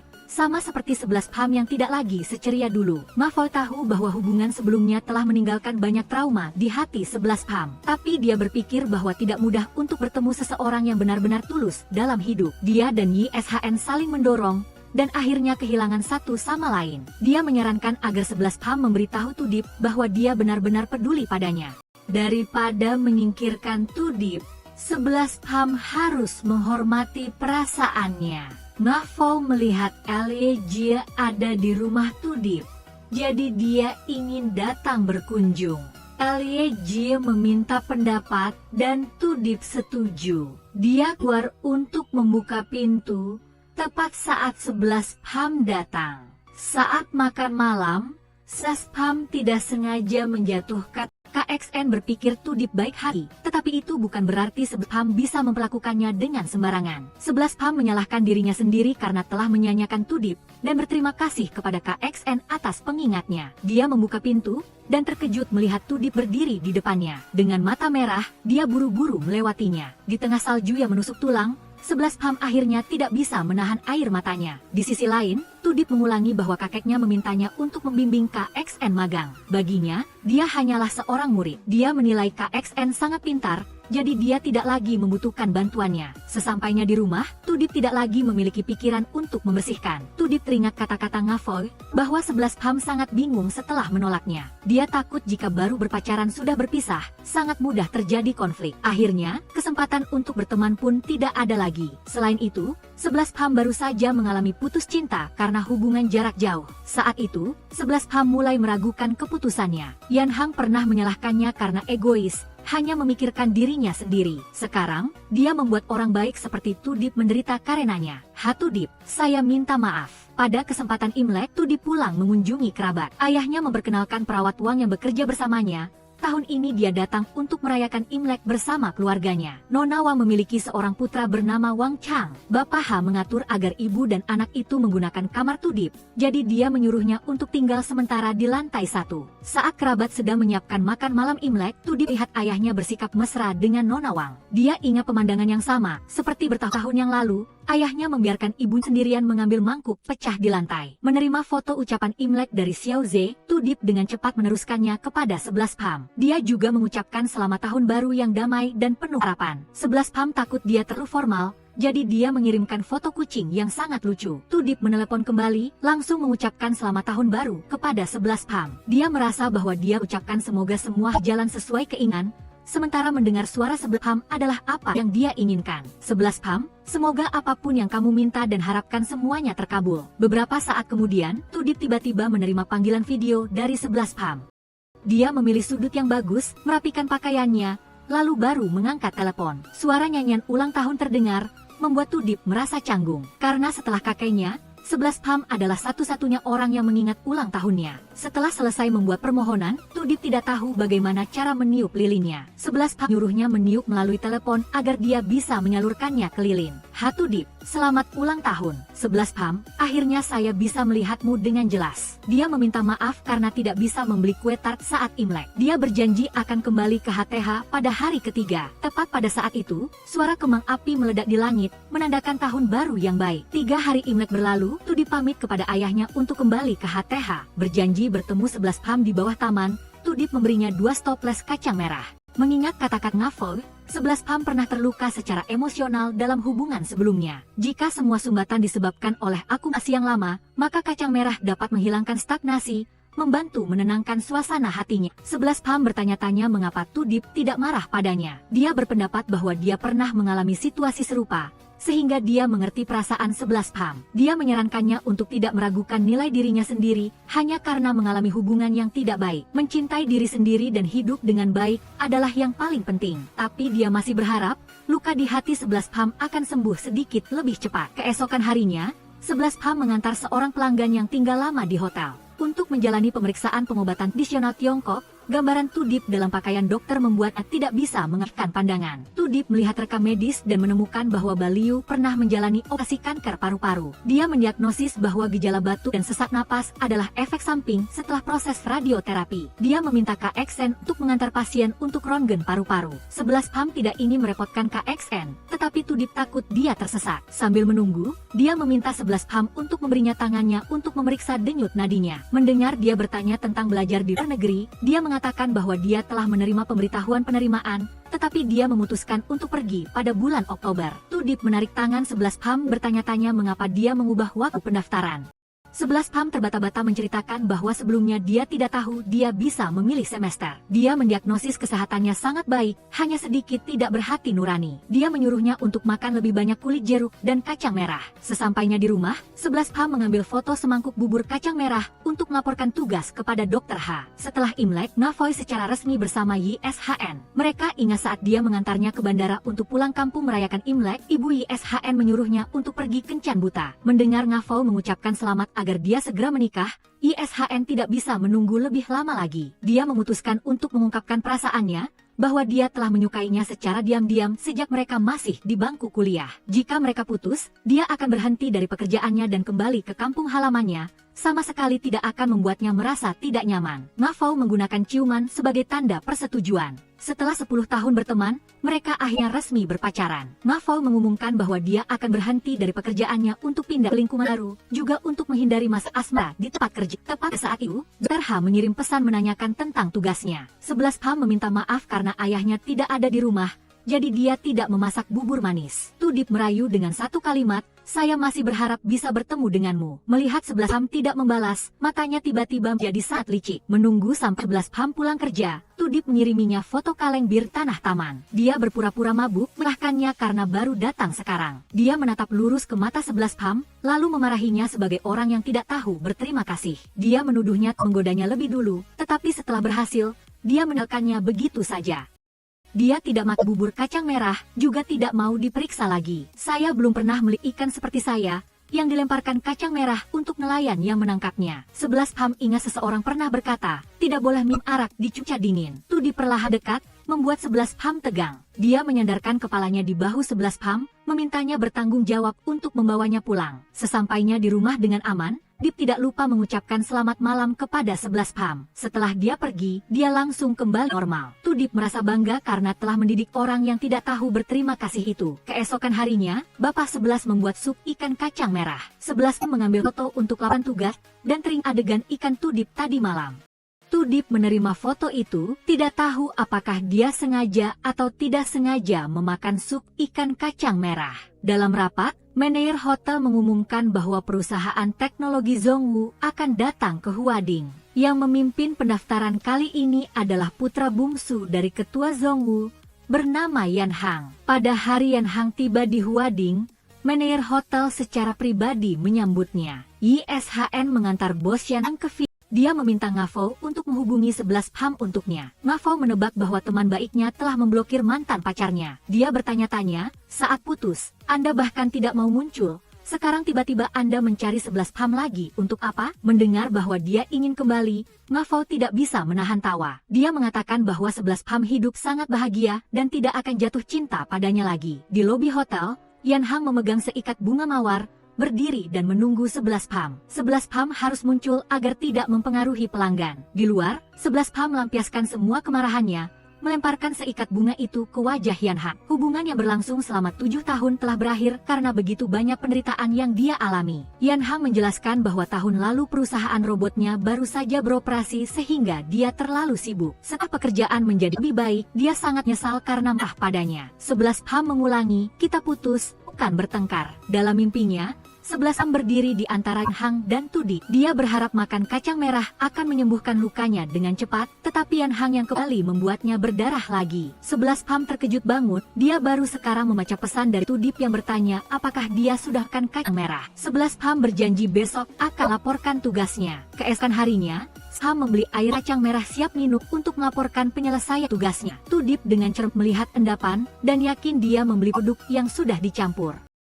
Dia memintanya datang ke rumahnya malam ini untuk melengkapi pengetahuannya. 11 Pam melihat wajahnya pucat, jadi dia membuat janji lain waktu. Setelah pulang kerja, 11 Pam kembali bertemu Yan Hang yang menunggunya. Dia melihat rekan-rekan di sekitarnya bergosip, jadi dia ingin berbicara dengan mantan pacarnya dengan jelas. Untuk membangkitkan kenangan lama, Yan Hang membawa 11 Pam kembali ke sekolah lama mereka. 11 Pam, saya ingin menikahimu. Saya sekarang mandiri, tidak lagi bergantung pada ayah saya. Dia tidak punya hak untuk memutuskan hidup saya lagi. Yan Hang, saya tidak ingin mencintai Anda lagi. Baik saat kita putus atau ketika Anda tiba-tiba muncul, Anda selalu meminta saya untuk bekerja sama tanpa pernah peduli dengan perasaan saya. Tahukah Anda bahwa sejak kuliah, saya tidak suka makan daging panggang?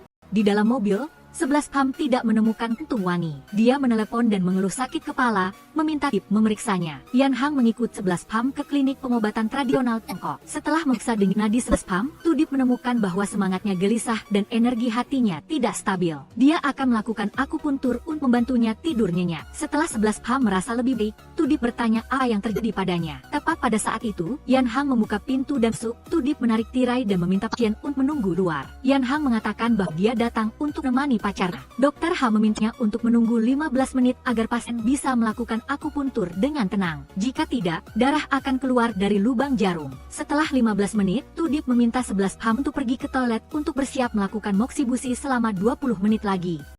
Yan Hang menebak bahwa Dokter Ha sedang mengejar 11 Pam, tetapi dia yakin itu bukan selera 11 Pam. 11 Pam hanya marah. Bagaimana mungkin dia bisa melupakan hubungan 7 tahun? Tudip berpendapat bahwa itu hanyalah cepi pada bulan April, yang berarti sampah. Yan Hang bertanya-tanya, ban cadangan juga terlalu proaktif. Tudip membalas, karena kualitas ban lama buruk, ban itu sudah lama dilepas. Dia mengundang Direktur Yan untuk pergi, agar dia bisa. Yan Hang buru-buru mengejar 11 Pam, tetapi dia telah menyelinap keluar di belakang klinik. Ketika bertemu 11 Pam, Tudip memakaikan jaketnya agar dia tidak kedinginan. Dia tidak bisa menunggu lebih lama lagi, dan langsung memeluknya erat. 11 Pam, mengapa kamu tidak bisa melepaskannya?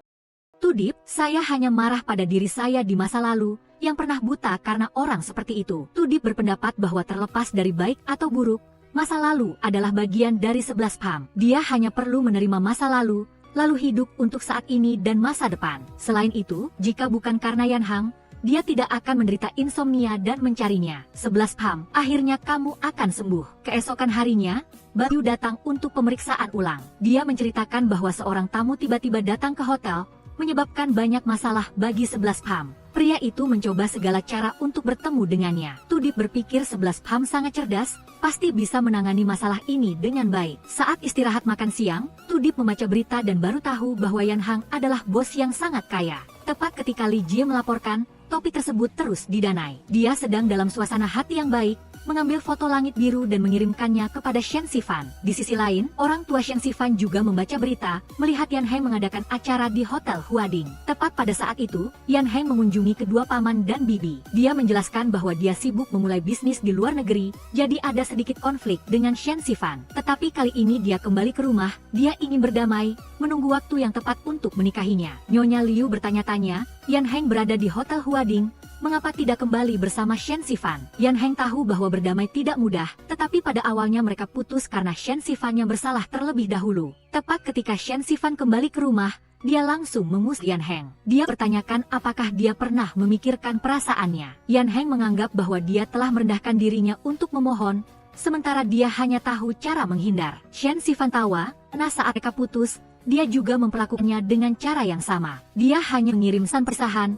lalu menghilang. Dia bahkan ingin mengakui kesalahannya dengan patuh, untuk kembali kepada seperti anjing. Tapi Yan Heng, di mana kamu saat itu? He Suyue kebetulan membawakan sup herbal untuk semua orang. Dia tidak mengizinkan Yan Heng menyentuh Shen Sifan. Yan Heng bertanya-tanya, apakah Shen Sifan meninggalkannya karena orang dokter pengobat Tiongkok?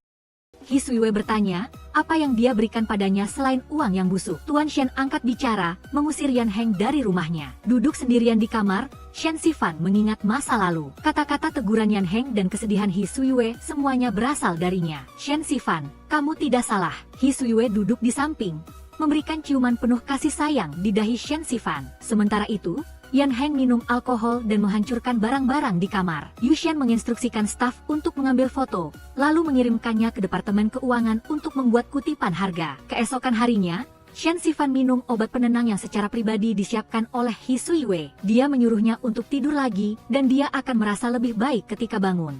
3 hari kemudian, Shen Sifan kembali ke hotel. Dia menerima kotak buah dari Yan Heng. Dia mengembalikan tas wangian yang dijatkannya di mobil, disertai dengan surat. Xiao Fen, baru berpisah setahun, kamu sudah menyukai aroma kayu, sedangkan aku masih menyukaimu. Tapi aroma di tas wangian juga akan memudar. Aku telah membuat sampel parfum favoritmu secara khusus, hanya untuk membuktikan bahwa kamu adalah satu-satunya bagiku. Shen Sifan mencoba menyemprotkannya, tetapi hanya merasa sesak. Dia menyadari, dia tidak pakai parfum, juga tidak ingat kapan terakhir kali menggunakannya. Dia berpikir bahwa dirinya di masa lalu telah menghilang bersama dengan hubungan cinta 7 tahun. Shen Sifan yang sekarang hanya ingin pergi mencari orang yang selalu berada di sisinya.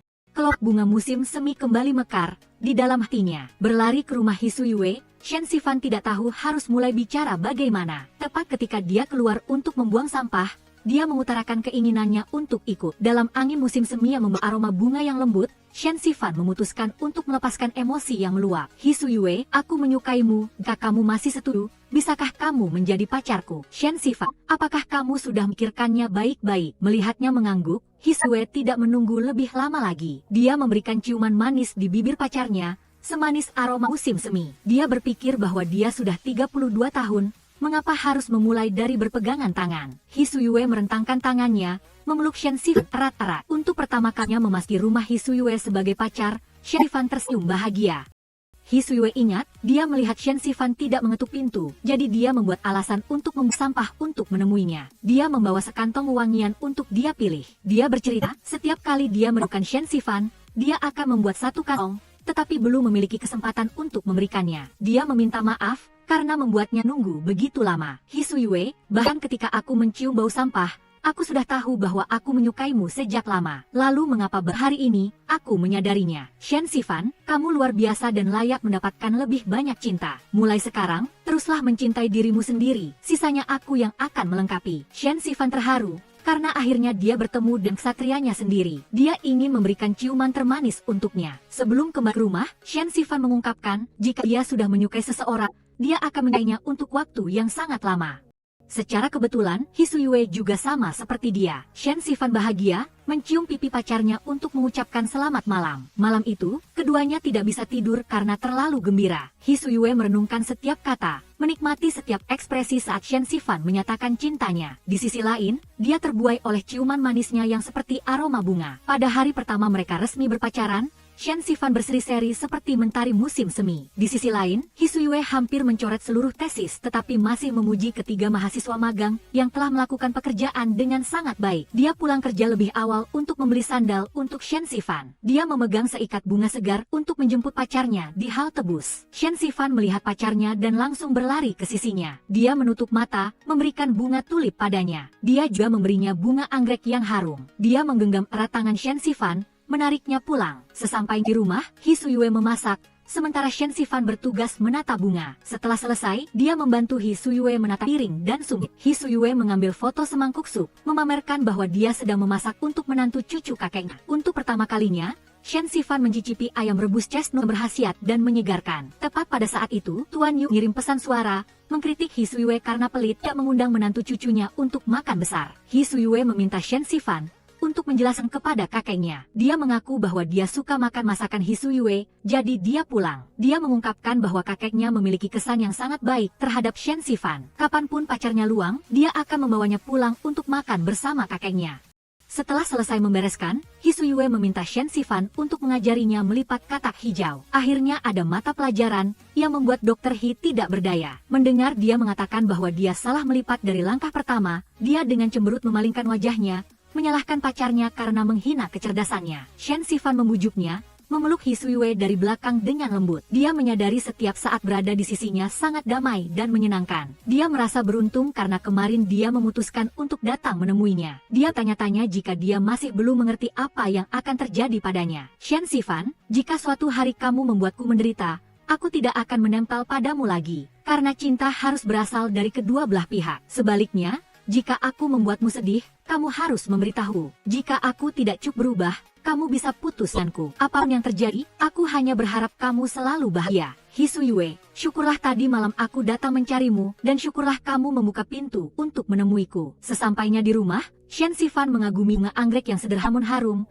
seperti cinta Hisuyue. Prinsip untuk bersama harus bahagia sangat sederhana, tetap baru sekarang dia benar-benar memahaminya. Keesokan harinya, Dr. He berhasil menaklukkan katak hijau. Tepat pada saat itu, Li Jie mengirim pesan untuk membongkar. Senior memaksanya untuk lipat katak kertas. Dari kejauhan, Yan Heng melihat senyum cerah Shen Sifan. Dia bertanya padanya, apakah dia berkencan dengan dokter pengobatan Tiongkok itu. Shen Sifan dengan jujur mengakui bahwa dia mencintai setiap momen bahagia di sisi Hisuyue. Itu adalah sesuatu yang tidak diberikan Yan Heng padanya. Melihat Shen Sifan tenang, Yan Heng tahu dia benar-benar telah melepaskannya. Selama jam kerja, Hisuyue sedikit tegang. Ketika dia menerima telepon dari Shen Sifan, dia takut sesuatu terjadi padanya di hotel. Hisuyue, aku merindukanmu. Hisuyue menghela napas lega, mengatakan dia juga merindukan Shen Sifan. 3 mahasiswa magang mendengarnya, buru-buru meninggalkan ruangan. Meskipun dia telah memberitahu Kak Sandi untuk makrumah, setiap hari Hisuyue menjemputnya di halte bus. Mereka menyeberangi jalan yang familiar untuk pulang dan makan masakan yang dia masak. Shen Sifan memberitahu bahwa Yan Heng telah check out. Dia pikir akan terjadi pertengkaran, tetapi tidak menyangka bahwa dia sendiri akan sangat tenang karena dia telah sepenuhnya sembuh. Hisuyue, terima kasih karena tidak melepaskan tanganku. Hisuyue merasa senang karena dia mendapat pacar. Sesampainya di rumah, Shen Sifan memberitahu orang tuanya bahwa dia sudah berbicara dengan Yan Heng. Akhir pekan, Shen Sifan membawa Hisuyue untuk bertemu teman-temannya. Mendengar pacarnya akan mengambil foto, Yu Shen membuat alasan untuk membeli minuman untuk menyerahkan tanggung jawab kepada Dr. He. Ngafou mengingatkan Hisuyue untuk tidak terlalu tertekan, cukup pilih sudut yang membuat kaki terlihat jenjang. Hisuyue berpikir mengambil foto itu sangat sederhana, dan menyesuaikan parameter, menyeimbangkan kecerahan. Dia bertindak seperti fotografer profesional, tetapi hasilnya membuat kedua gadis itu terdiam. Ngafou bertanya-tanya, apakah kepalanya sebesar itu, kakinya sependek itu seperti di foto. Hisuyue merasa normal, Shen Sifan sangat mirip dengan di foto. Ngafou tertawa getir, segera memanggil Yu Shen. Akibatnya, Yu Shen menghibur Hisuyue karena mereka harus bekerja sama dalam banyak kesempatan di masa depan. Melewati taman bunga, Shen Sifan berhenti untuk mengambil foto dengan pacarnya. Mendengar dia ingin merekam video agar terlihat natural, Hisuyue diam-diam mencium pacarnya. Dia mengungkapkan bahwa dia sangat senang hari ini bisa berinteraksi dengan teman-teman Shen Sifan, dan juga belajar cara baru mengambil foto. Shen Sifan sangat puas ketika Hisuyue bergaul dengan 2 sahabatnya. Dia dengan lembut mengambil kelopak bunga yang menempel di rambutnya, lalu menyentuh bibirnya dengan lembut. Dalam angin musim semi yang membawa aroma bunga yang semar, Hisuyue ingin menikmati rasa manis di bibir Shen Sifan lebih lama lagi. Sesampainya di rumah, Yu Shen mengirim foto ke kedua temannya. Hisuyue belajar cara mengambil foto dengan suasana romantis. Melihat video yang bagus dan alami, dia memutuskan untuk memotong 1 foto dan mengirimkannya kepada kakeknya. Keesokan harinya di tempat kerja, Dok menghabiskan sepanjang sore untuk melihat foto di ponselnya. Sebelum check out dari hotel, Nyonya Liu datang untuk pemeriksaan terakhir. Dia memberikan kedua anak itu lukisan bunga peoni, yang juga disebut Xiang Li, berharap Shen Sifan akan bahagia bersama Hisuyue. Saat membantu pacarnya merapikan barang-barang, Shen Sifan melihat gantungan kunci. Dia mempertanyakan mengapa dia berpura-pura kehilangannya. Hisuyue beralasan bahwa dia baru menemukannya di bawah sofa. Shen Sifan tidak percaya karena dia sudah melihat gantungan kunci itu di lemari sepatu sejak lama. Dia menyalahkannya karena menyukainya lebih dulu dan juga mengatakan bahwa dia yang mengejarnya lebih dulu. Hisuyue menganggap Shen Sifan memberikan gantungan kunci seperti cincin pernikahan. Bukankah itu berarti dia sedang mengejarnya? Sesampainya di klinik pengobatan Tiongkok, Shen Sifan menemukan bahwa resepsionis selalu mengingatkan pasien untuk mengambil obat setelah 4 jam. Dia bertanya-tanya, mengapa pada kunjungan pertama, dia secara pribadi keluar untuk mengingatkannya. Hisuyue menegaskan bahwa dia selalu mengingatkan semua pasien. Sesampainya di warung makan pinggir jalan, Shen Sifan terus curiga. Hisuyue sengaja melepas maskernya untuk mengejarnya. Dia mengatakan bahwa dokter terkadang harus melepas masker untuk bernapas lebih mudah. Dia juga ingat pertama kali mereka bertemu, dia mengamatinya dari ujung kepala hingga ujung kaki. Sesampainya di rumah, Shen Sifan tiba-tiba memberikan pacarnya cincin asli. Hisuyue, jika aku mengejarmu lebih dulu, maka aku akan bertanggung jawab sampai akhir. Kali ini, aku membelikanmu cincin asli. Hisuyue dengan bahagia melengkungkan jari manisnya. Tetapi Shen Sifan memakaikannya di jari tengahnya. Dia merajuk karena mengira pacarnya melamarnya. Shen Sifan duduk di pangkuannya, mencium pacarnya dengan lembut. Dia menyuruhnya meskipun dia memakainya di jari tengah, dia tetaplah miliknya. Hisuyue, aku akan bertanggung jawab seumur hidupmu. Hisuyue tidak marah lagi, tersenyum puas. Mereka menghabiskan 1 malam lagi dengan tenang dan penuh cinta. Saat festival Qingming, ayah Hisuyue memberitahu bahwa dia sibuk bekerja, jadi dia tidak kembali ke Hangcheng untuk membersihkan makam. Dia kecewa, mengingat hari-hari terakhir ibunya di ranjang rumah sakit. Dia tidak berdaya, tidak bisa mengingat nama obat herbal Tiongkok, dan tanpa sadar buang air kecil di tempat tidur. Tepat pada saat itu, Shen Sifan memeluk seikat bunga tulip putih, meminta dia untuk memberikannya kepada bibi. Hisuyue memeluknya erat-erat, yakin ibunya akan menyukainya. Di depan makam ibunya, Hisuyue memberitahu bahwa dia sudah punya pacar. Setiap hari bersamanya, dia sangat bahagia. Tahun depan, setelah Shen Sifan kembali dari belajar di luar negeri, dia akan membawanya untuk mengunjungi ibunya. Dalam perjalanan pulang, Tuan Yu ingin mengucapkan terima kasih secara langsung atas seikat bunga dari Shen Sifan. Hisuyue melakukan panggilan video agar kakeknya dapat berbicara dengan pacarnya. Dia memuji Shen Sifan karena kulitnya yang sangat cerah dan terlihat selincah saat mengikat rambutnya.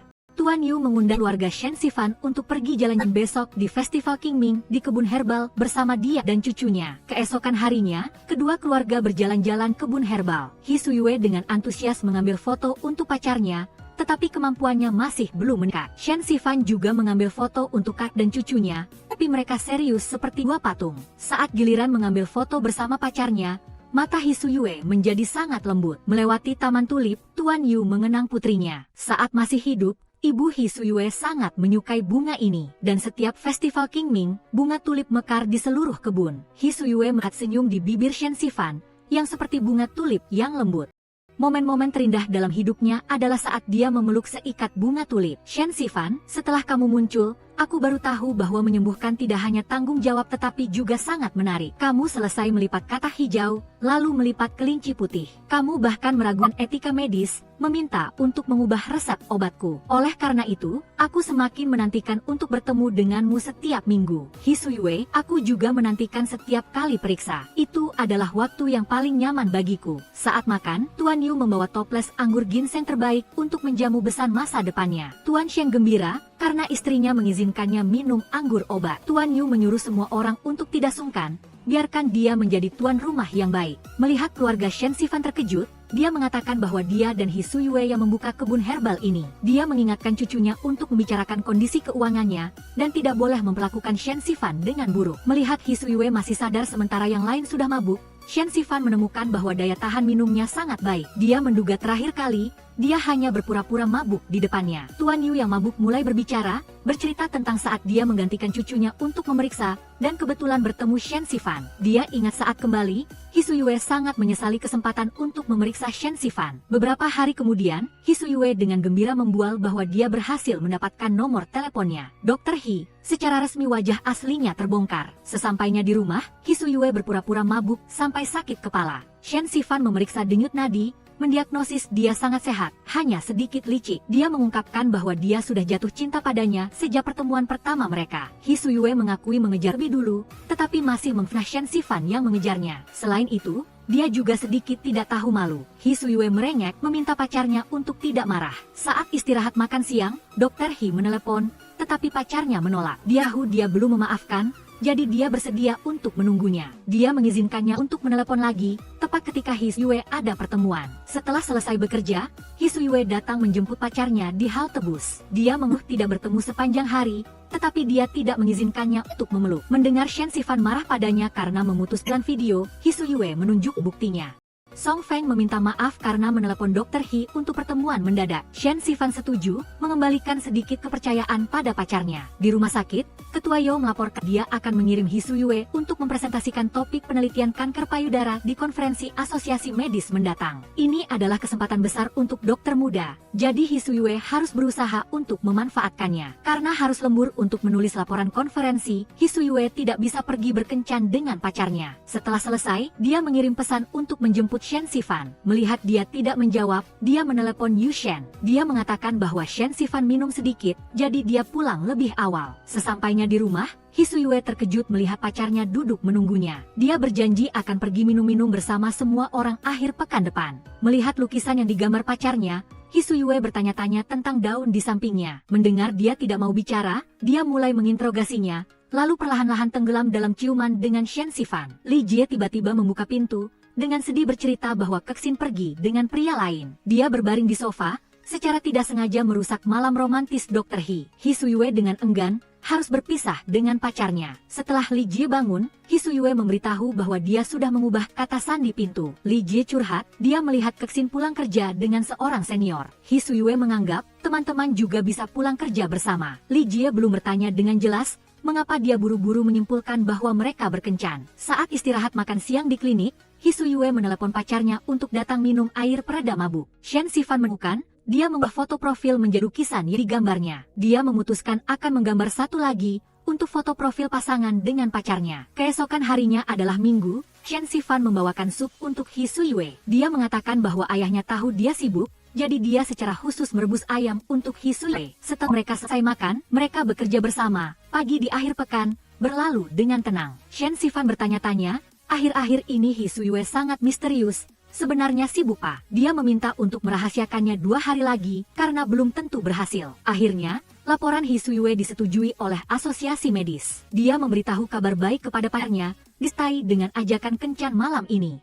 Li Jie dengan sedih masuk dan mengeluh. Kexin tidak berkencan, tetapi akan pindah ke rumah sakit lain. Hee Soo-yue memberitahu kabar baik, membantu juniornya memperbaiki suasana hatinya. Bertemu pacarnya, Shen Sifan merasakan aura kecerdasan. Dia memberinya seik bunga besar dan juga ingin pergi makan dan berbelanja. Tapi Hee Soo-yue ingin lebih dari itu. Shen Sifan memberikan ciuman di pipinya, lalu bersandar ke pelukan Hee Soo-yue. Konferensi Asosiasi Medis Tiongkok diadakan di Hotel Huading. Hee Soo-yue membawa kakeknya untuk hadir, muncul dengan anggun di depan Shen Sifan. Dia berbisik, memuji pacarnya yang sangat cantik hari ini. Menjelang waktu konferensi, Shen Sifan melihat seorang tamu yang belum familiar dengan jalannya, jadi dia secara pribadi mengantarnya ke aula utama.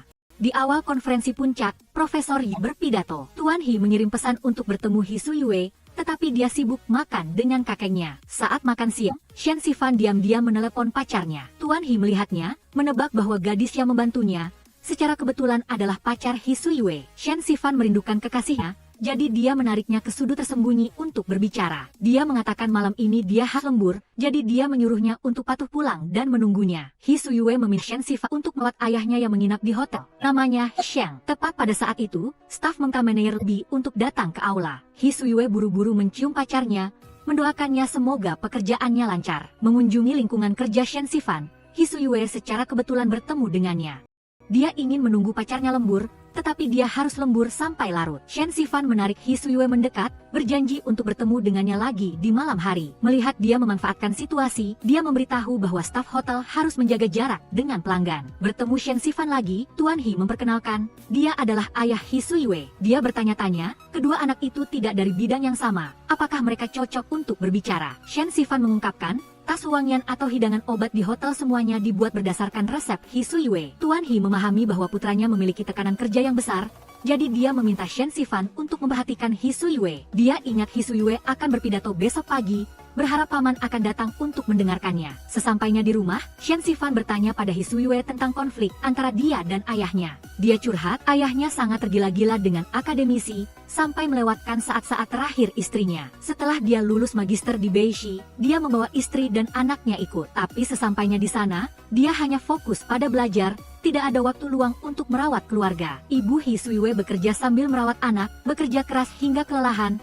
akhirnya menderita kanker payudara. Pada hari kedua konferensi medis, Hee Soo-yue melihat ayahnya juga datang untuk mendengarkan pidato. Tuan Hee terkejut melihat topik penelitian untuk meningkatkan kualitas hidup pasien kanker payudara. Shen Sifan tiba tepat waktu, mengagumi keindahan kecerdasan yang terpancar dari pacarnya. Hee Soo-yue ingin menggabungkan pengobatan modern dengan metode khas pengobatan Tiongkok untuk mengendalikan tumor stadium akhir. Dengan demikian, pasien dapat memperpanjang waktu bertahan hidup tanpa harus menderita banyak rasa sakit. Kembali ke tempat duduknya, Hee Soo-yue menerima hadiah dari penggemar. Dia berlari mencari Shen Sifan, memeluk pacarnya erat-erat. Dia memujinya karena sangat keren, pantas dengan pakaian yang dia pilih. Tepat pada saat itu, Tuan Hee datang untuk memuji topik penelitian putranya. Shen Sifan mendorong Hee Soo-yue untuk mengajak ayahnya makan, memberikan kesempatan baginya untuk bertemu dengan orang tuanya. Tuan Hee dengan senang hati menerima, karena putranya jarang mengajaknya makan malam. Shen Sifan memilih restoran tua, yang berspesialisasi dalam hidangan obat musiman. Tuan Hee memuji Shen Sifan, cukup berpengetahuan tentang pengobatan Tiongkok. Hee Soo-yue memberitahu bahwa dia pernah menderita insomnia selama setengah tahun, tetapi disembuhkan olehnya. Tuan Yu mendapat kesempatan lagi, bercerita tentang perjalanan Hee Soo-yue mengejar Shen Sifan. Melihat mangkuk teratai dan chestnut air, Tuan Hee ingat ibu Hee Soo-yue sering memasak hidangan ini. Ketika pindah ke Beixi, dia tidak bisa membeli chestnut air segar di pasar, jadi dia harus memesan chestnut air kering untuk dimasak menjadi bubur. Berbicara dengan Hee Soo-yue, Tuan Hee mengingatkan punya untuk tidak melewatkan gadis baik seperti Shen Sifan. Dia pikir dua anakku harus mempersiapkan diri dengan baik, lalu melangkah ke pernikahan, jangan terburu-buru seperti orang tua mereka. Hee Soo-yue berpikir, biarkan masa lalu berlalu, jangan diungkit lagi. Mulai sekarang, dia akan sering menghubungi ayahnya. Tuan He ingin mengirimkan beberapa artikel tentang penggabungan bedah kardiovaskular dengan pengobatan Tiongkok kepada He Suiwei. Dia berharap Ranya tertarik dan dapat meneliti bersama dengannya. Dalam perjalanan pulang, Su Ye memberi 11 fan hadiah. Itu adalah gelang yang ditinggalkan ibunya untuknya. Shen 11 fan, tiba-tiba aku merasa sangat-sangat mencintaimu. He Su Ye, aku juga mencintaimu. Terima kasih karena telah muncul saat aku paling membutuhkanmu. Akhirnya, konferensi medis berakhir dengan sukses. 11 fan berencana untuk mengundurkan diri bulan depan untuk menyelesaikan serah terima sebelum studi di luar negeri. Ma Fao juga ingin keluar dan membuka restoran makanan sehat. Dia mengundang Dr. He untuk menjadi konsultan profesional. Su Ye setuju dan memperkenalkan dia untuk membeli herbal dari kebunnya sendiri. Lin Yushen dan Ma Fao baru sekarang tahu bahwa Su Ye adalah pemilik kebun herbal yang luas. Dalam perjalanan pulang, 11 fan sedikit mengenang 7 tahun pengabdiannya di Hotel Huating. Dia merasa memiliki akhir yang sempurna saat menyaksikan pacarnya bersinar di panggung yang dia atur. Selain itu, dia juga membantu Su Ye dan ayahnya berbaikan. Shen 11 fan, hidupku juga sempurna karena ada kamu. Sesampai depan rumah,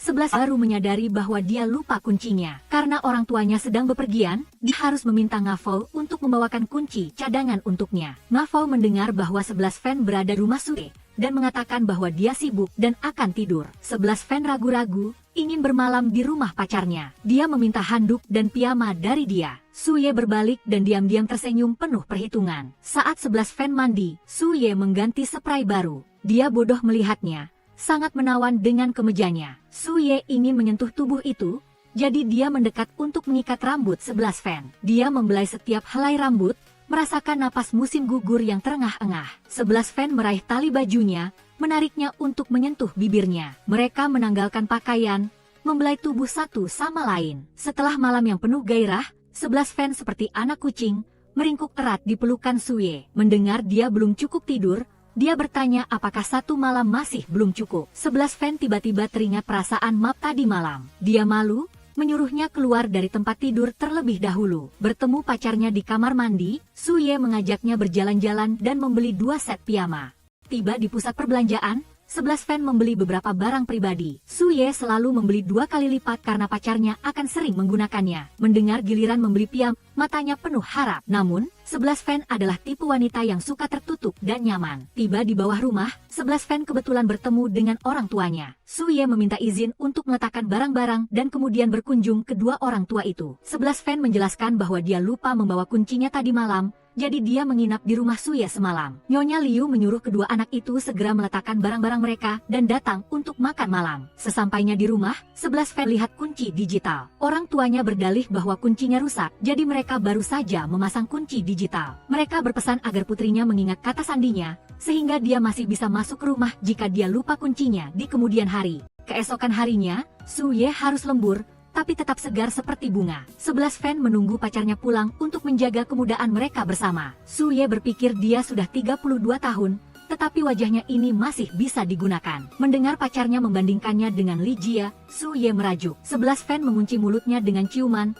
membuat Su Ye patuh. Dia meminta dia untuk memilihkan pakaian untuknya, untuk menghadiri presentasi tesisnya. Berkat tangan terampil pacarnya, paman berusia 32 tahun itu bersinar di kampus Universitas Kedokteran, membuat semua orang yang lewat menoleh. Li Jie diam-diam memotret penampilan seniornya, untuk dikirimkan kepada 11 fan. Kesin datang untuk menyapa Su Ye, karena minggu depan dia akan pindah kembali ke rumah sakit Ningxi. Dia melepaskan cinta bertepuk sebelah tangannya selama 2 tahun dengan Su Ye, tanpa menyadari bahwa mata Li Jie selalu mengikutinya. Mengejar Kesin, Li Jie takut tidak ada lagi kesempatan untuk mengungkapkan perasaannya. Fang Kesin, aku menyukaimu. Melihat mata Kesin yang bingung, Li Jie tahu jawabannya sendiri, jadi dia mendoakan agar dia segera berhasil dalam studinya. Di sisi lain, Rektor Universitas Kedokteran Jiang You mengundang Su Ye untuk mengajar. Setiap minggu, Su Ye akan mengajar 4 mata kuliah pilihan, kemudian membimbing mahasiswa magang di rumah sakit. Di taman, Tuan Shen pulang dari pasar, dan kebetulan bertemu dengan Profesor Yu yang datang mengunjungi Su Ye. Dia menebak bahwa Su Ye belum pulang, jadi dia mengundang Profesor Yu untuk datang dan bermain di rumahnya.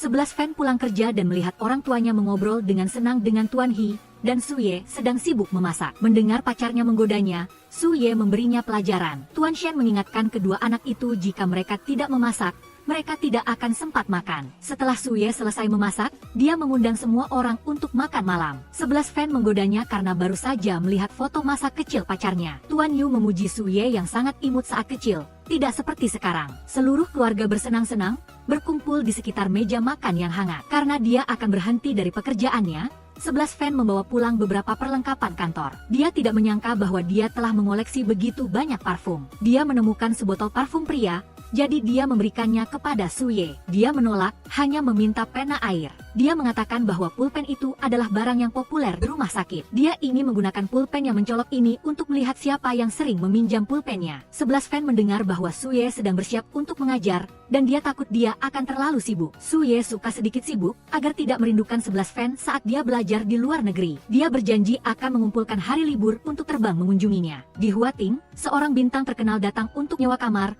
membuat semua karyawan wanita bersemangat untuk bekerja. Ma Fei dan 11 fan tidak terkecuali, mereka juga berkumpul untuk menonton film yang dibintanginya. Mereka memuji bintang itu dengan mata besar, hidung mancung, dan mulut seksi yang lebar. Suye dan Yushen hanya melihat bahwa penampilan aktor itu biasa-biasa saja, dan dia bahkan tidak lebih tinggi dari mereka. Melihat pacarnya menonton film dengan penuh perhatian, 11 fan bertanya apakah dia sedang meneliti sesuatu. Suye secara tidak sengaja memuji aktris utamanya yang sangat cantik. Dia merasakan aura jahat dan berpikir dia harus berhenti berbicara. Ternyata, Suye sedang meneliti tindakan romantis dari pemeran utama pria. Dia mempraktikannya, berniat untuk tiba-tiba mendekat dan memeluk 11 fan. Tetapi hidup tidak seperti film, dia terkejut dan hampir menjatuhkan tol airnya. Setelah pemeriksaan kesehatan menyeluruh di rumah sakit, Nyonya Liu membawa hasilnya dan bertanya kepada Suye. Dia mendengar dokter mengatakan bahwa dia memiliki tumor di payudara kirinya. Suye menyarankan agar bibinya melakukan pemeriksaan lebih lanjut untuk ketenangan Kiran. Melihat dia menulis tes tumor, Nyonya Liu mulai gelisah.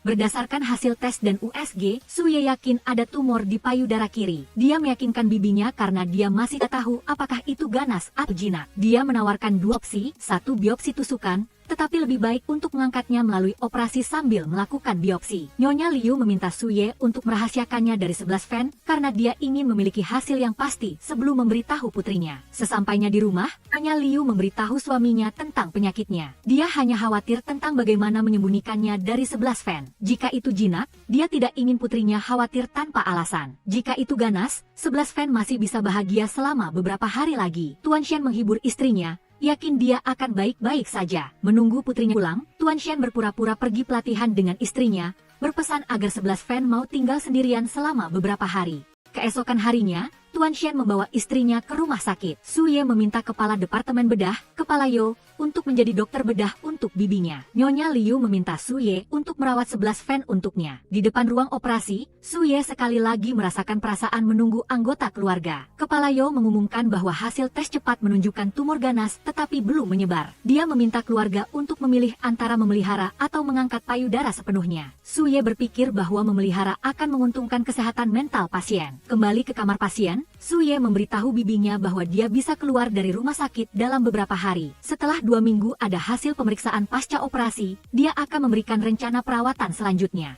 Nyonya Liu tahu bahwa dia harus menjalani kemoterapi, lelah dengan gejala rambut rontok dan mual. Suye meyakinkan bahwa dia akan memberikan rencana perawatan terbaik untuk bibinya. Sesampainya di rumah, Suye melihat 11 fan tertidur di sofa. Dia menanamkan ciuman di bibirnya dan membawa pacarnya untuk kan. Keesokan harinya, 11 fan secara resmi mengucapkan selamat tinggal kepada Hotel Huating rekan-rekan yang telah bersamanya selama 7 tahun terakhir. Di sisi lain, Nyonya Liu bersiap untuk keluar dari rumah sakit, sengaja mengenakan jaket untuk tutupi kantong drainase. Dia ingin menunggu hasil pasca operasi sebelum memberitahu 11 fan. Di lobi rumah sakit, 11 fan datang mengunjungi pacarnya, di mana dia melihatnya mengantar orang tuanya keluar dari rumah sakit. Dia menebak bahwa mereka mengalami sesuatu, tetapi tidak ingin dia tahu.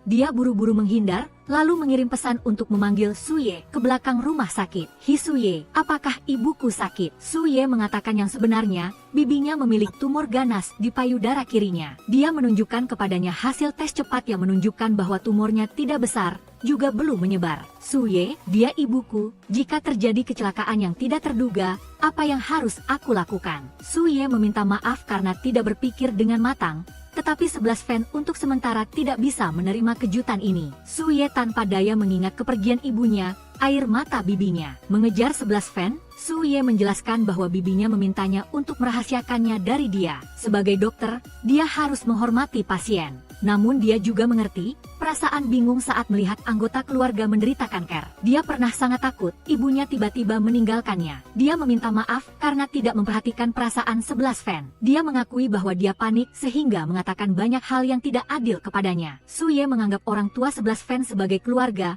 dan pasti akan merawat keluarganya dengan baik. Sesampainya di rumah, 11 fan melihat orang tuanya buru-buru menyembunyikan sesuatu. Dia mengatakan bahwa dia telah bertemu orang tuanya di rumah sakit. Dia percaya bahwa keahlian Su Ye akan membantu ibunya pulih dengan cepat. Dia berusaha terlihat baik-baik saja, tetapi emosinya meledak ketika dia melihat kantong drainase di tubuh ibunya. Akhirnya, hasil tes pasca operasi juga keluar. Su Ye menghela napas lega karena bibinya baru mengidap kanker payudara stadium awal. Dia menyusun 2 rencana perawatan, 1 adalah radioterapi selama 15 hari, dan 2 adalah terapi endokrinnya membutuhkan waktu 5 tahun. Selama perawatan, dia akan menggunakan metode pengobatan tradisional Tiongkok untuk mengurangi efek samping. Keesokan harinya, 11 fan membawa ibunya ke rumah sakit untuk radioterapi. Melihat ibunya kesulitan bahkan untuk minum sedikit air, dia sangat sedih. Sesampainya di rumah, 11 fan mulai belajar memasak. Su Ye berencana mengajarinya memasak beberapa hidangan daging, kalau dia tidak terbiasa dengan makanan asing. Namun, 11 fan ingin memasak makanan hambar yang baik untuk perawatan kanker ibunya. Su Ye membersihkan, dan secara tidak sengaja melihat amplop dari kedutaan besar Swiss. Mengobrol dengan 11 fan, Su Ye bertanya, apakah kamu sudah menerima visamu? 11 fan mengatakan yang sebenarnya,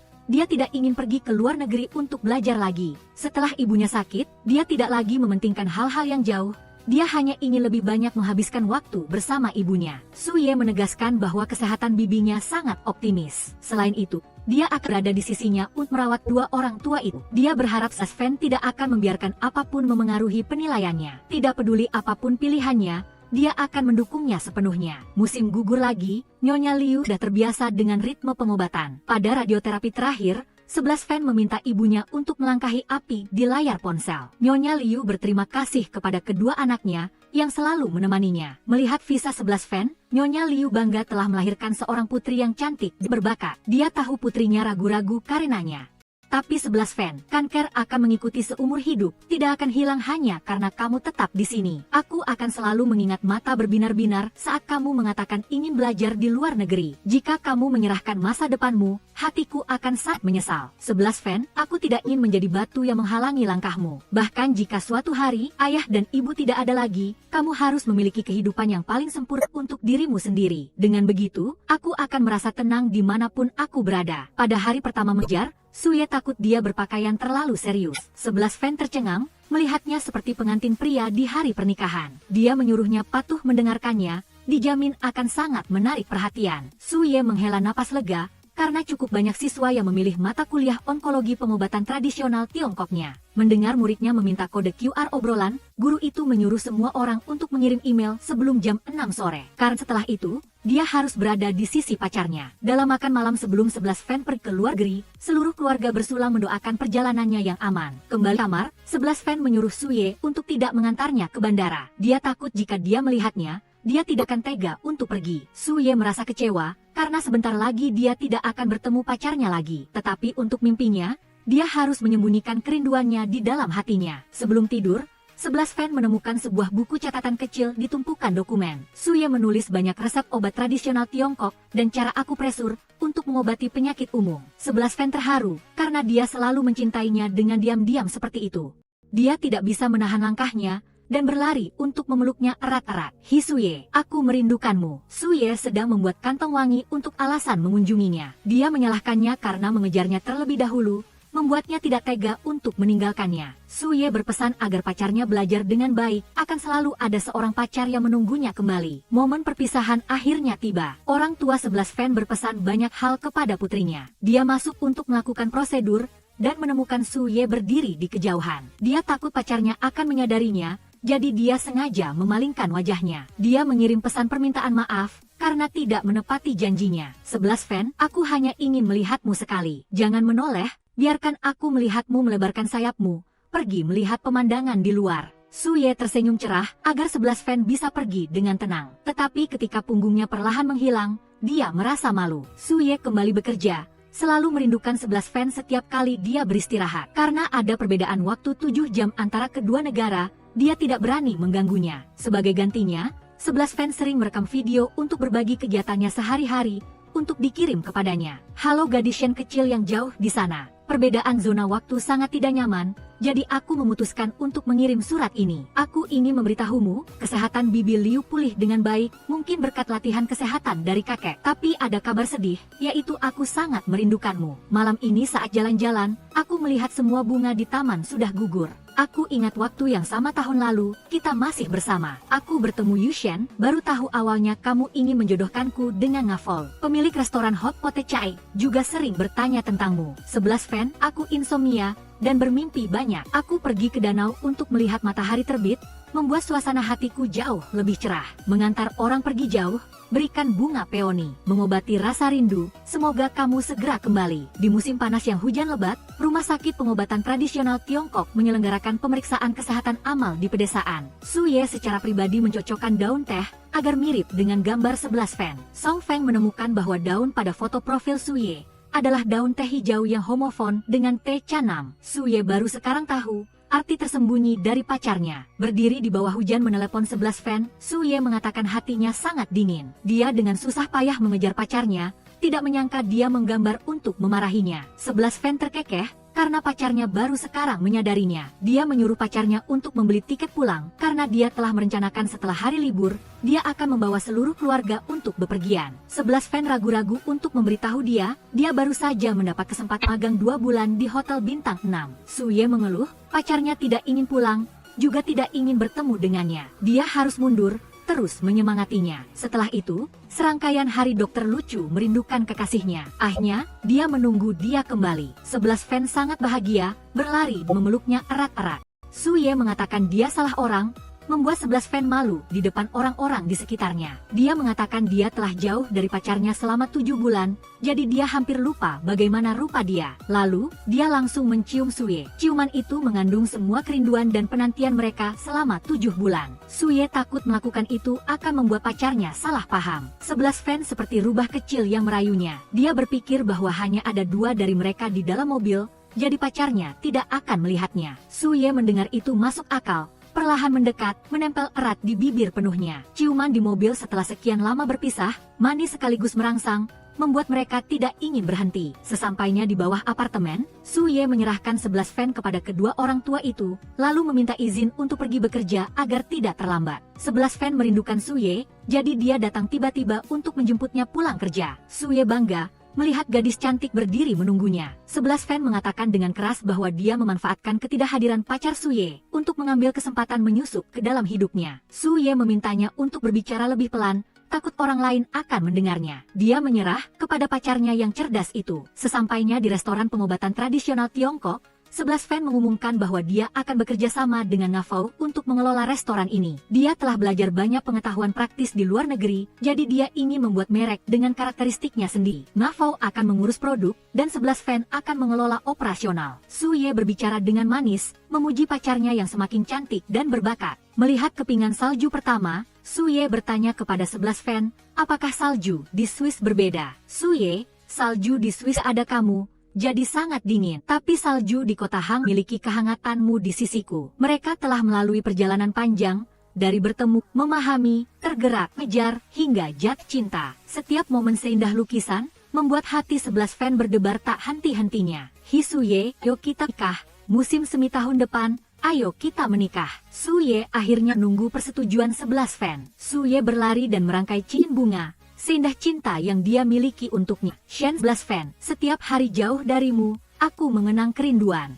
Aku ingin bangun bersamamu di bawah sinar matahari, malam hari mendengar suara hujan tertidur. Aku ingin berlari bersamamu saat senja, dan lebih ingin mengobrol di bawah sinar rembulan. Setelah musim dingin ini, kita akan seperti bunga honeysuckle ini, satu tangkai 2 bunga yang tidak akan pernah berpisah. Kamu serahkan waktu hidupmu padaku, sebagai gantinya aku akan memberimu cinta seumur hidup. 11 fan, maukah kamu menikah denganku? Su Ye, aku bersedia. Su Ye bahaya, memberikan ciuman yang menjanjikan seumur hidup kepada 11 fan. Di luar, kepingan salju putih, tetapi cinta mereka seindah musim semi. Musim dingin berlalu dan musim semi tiba. Hari paling bahagia dalam hidup Dr. He akhirnya datang. Anak laki-laki kecil Zhai datang dari jauh untuk menghadiri pernikahan.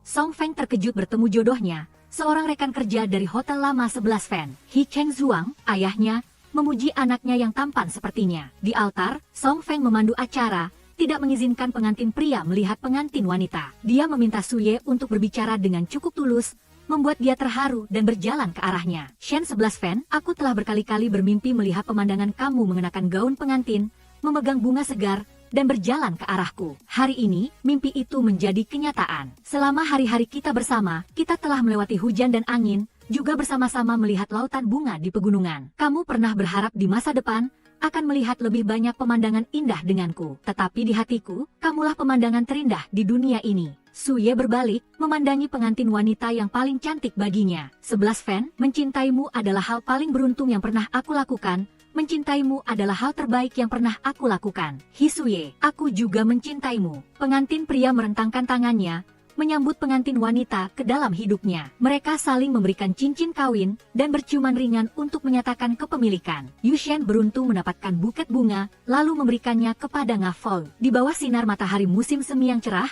pengantin pria mengajak pengantin wanita menari. Dia seperti seorang satria, tenggelam dalam cinta dengan putrinya. 11 Fan, kita bertemu di waktu yang tidak terlalu baik. Aku juga tidak menyangka setiap hari bersamamu akan begitu menarik. Kehidupanku yang abu-abu tiba-tiba penuh dengan warna. Suye, aku saat itu bingung dan tak berdaya, membiarkan diriku perlahan-lahan jatuh ke dalam jurang. Kau yang memegang tanganku dan tidak pernah melepaskannya. Kau membantuku naik ke permukaan air agar aku bisa bernapas lagi. Penyelamatanmu, seperti sinar matahari keemasan, bersinar saat aku paling membutuhkannya. Setelah ini, biarkan aku mencintaimu seperti aku cintai diriku sendiri, dan mencintai diriku sendiri seperti aku mencintaimu. Itu adalah hal terbaik yang pernah kita lakukan. Cinta romantis mereka telah menyebar kemana-mana. Pada saat ini, banyak api cinta mulai menyala. Semoga semua orang menemukan cinta abadi di sela-sela kehidupan. Jika untuk sementara belum menemukannya atau telah kehilangan keberanian untuk mencari, maka belajarlah untuk mencintai diri sendiri, dan pasti akan ada seseorang yang muncul dalam cahaya celah itu.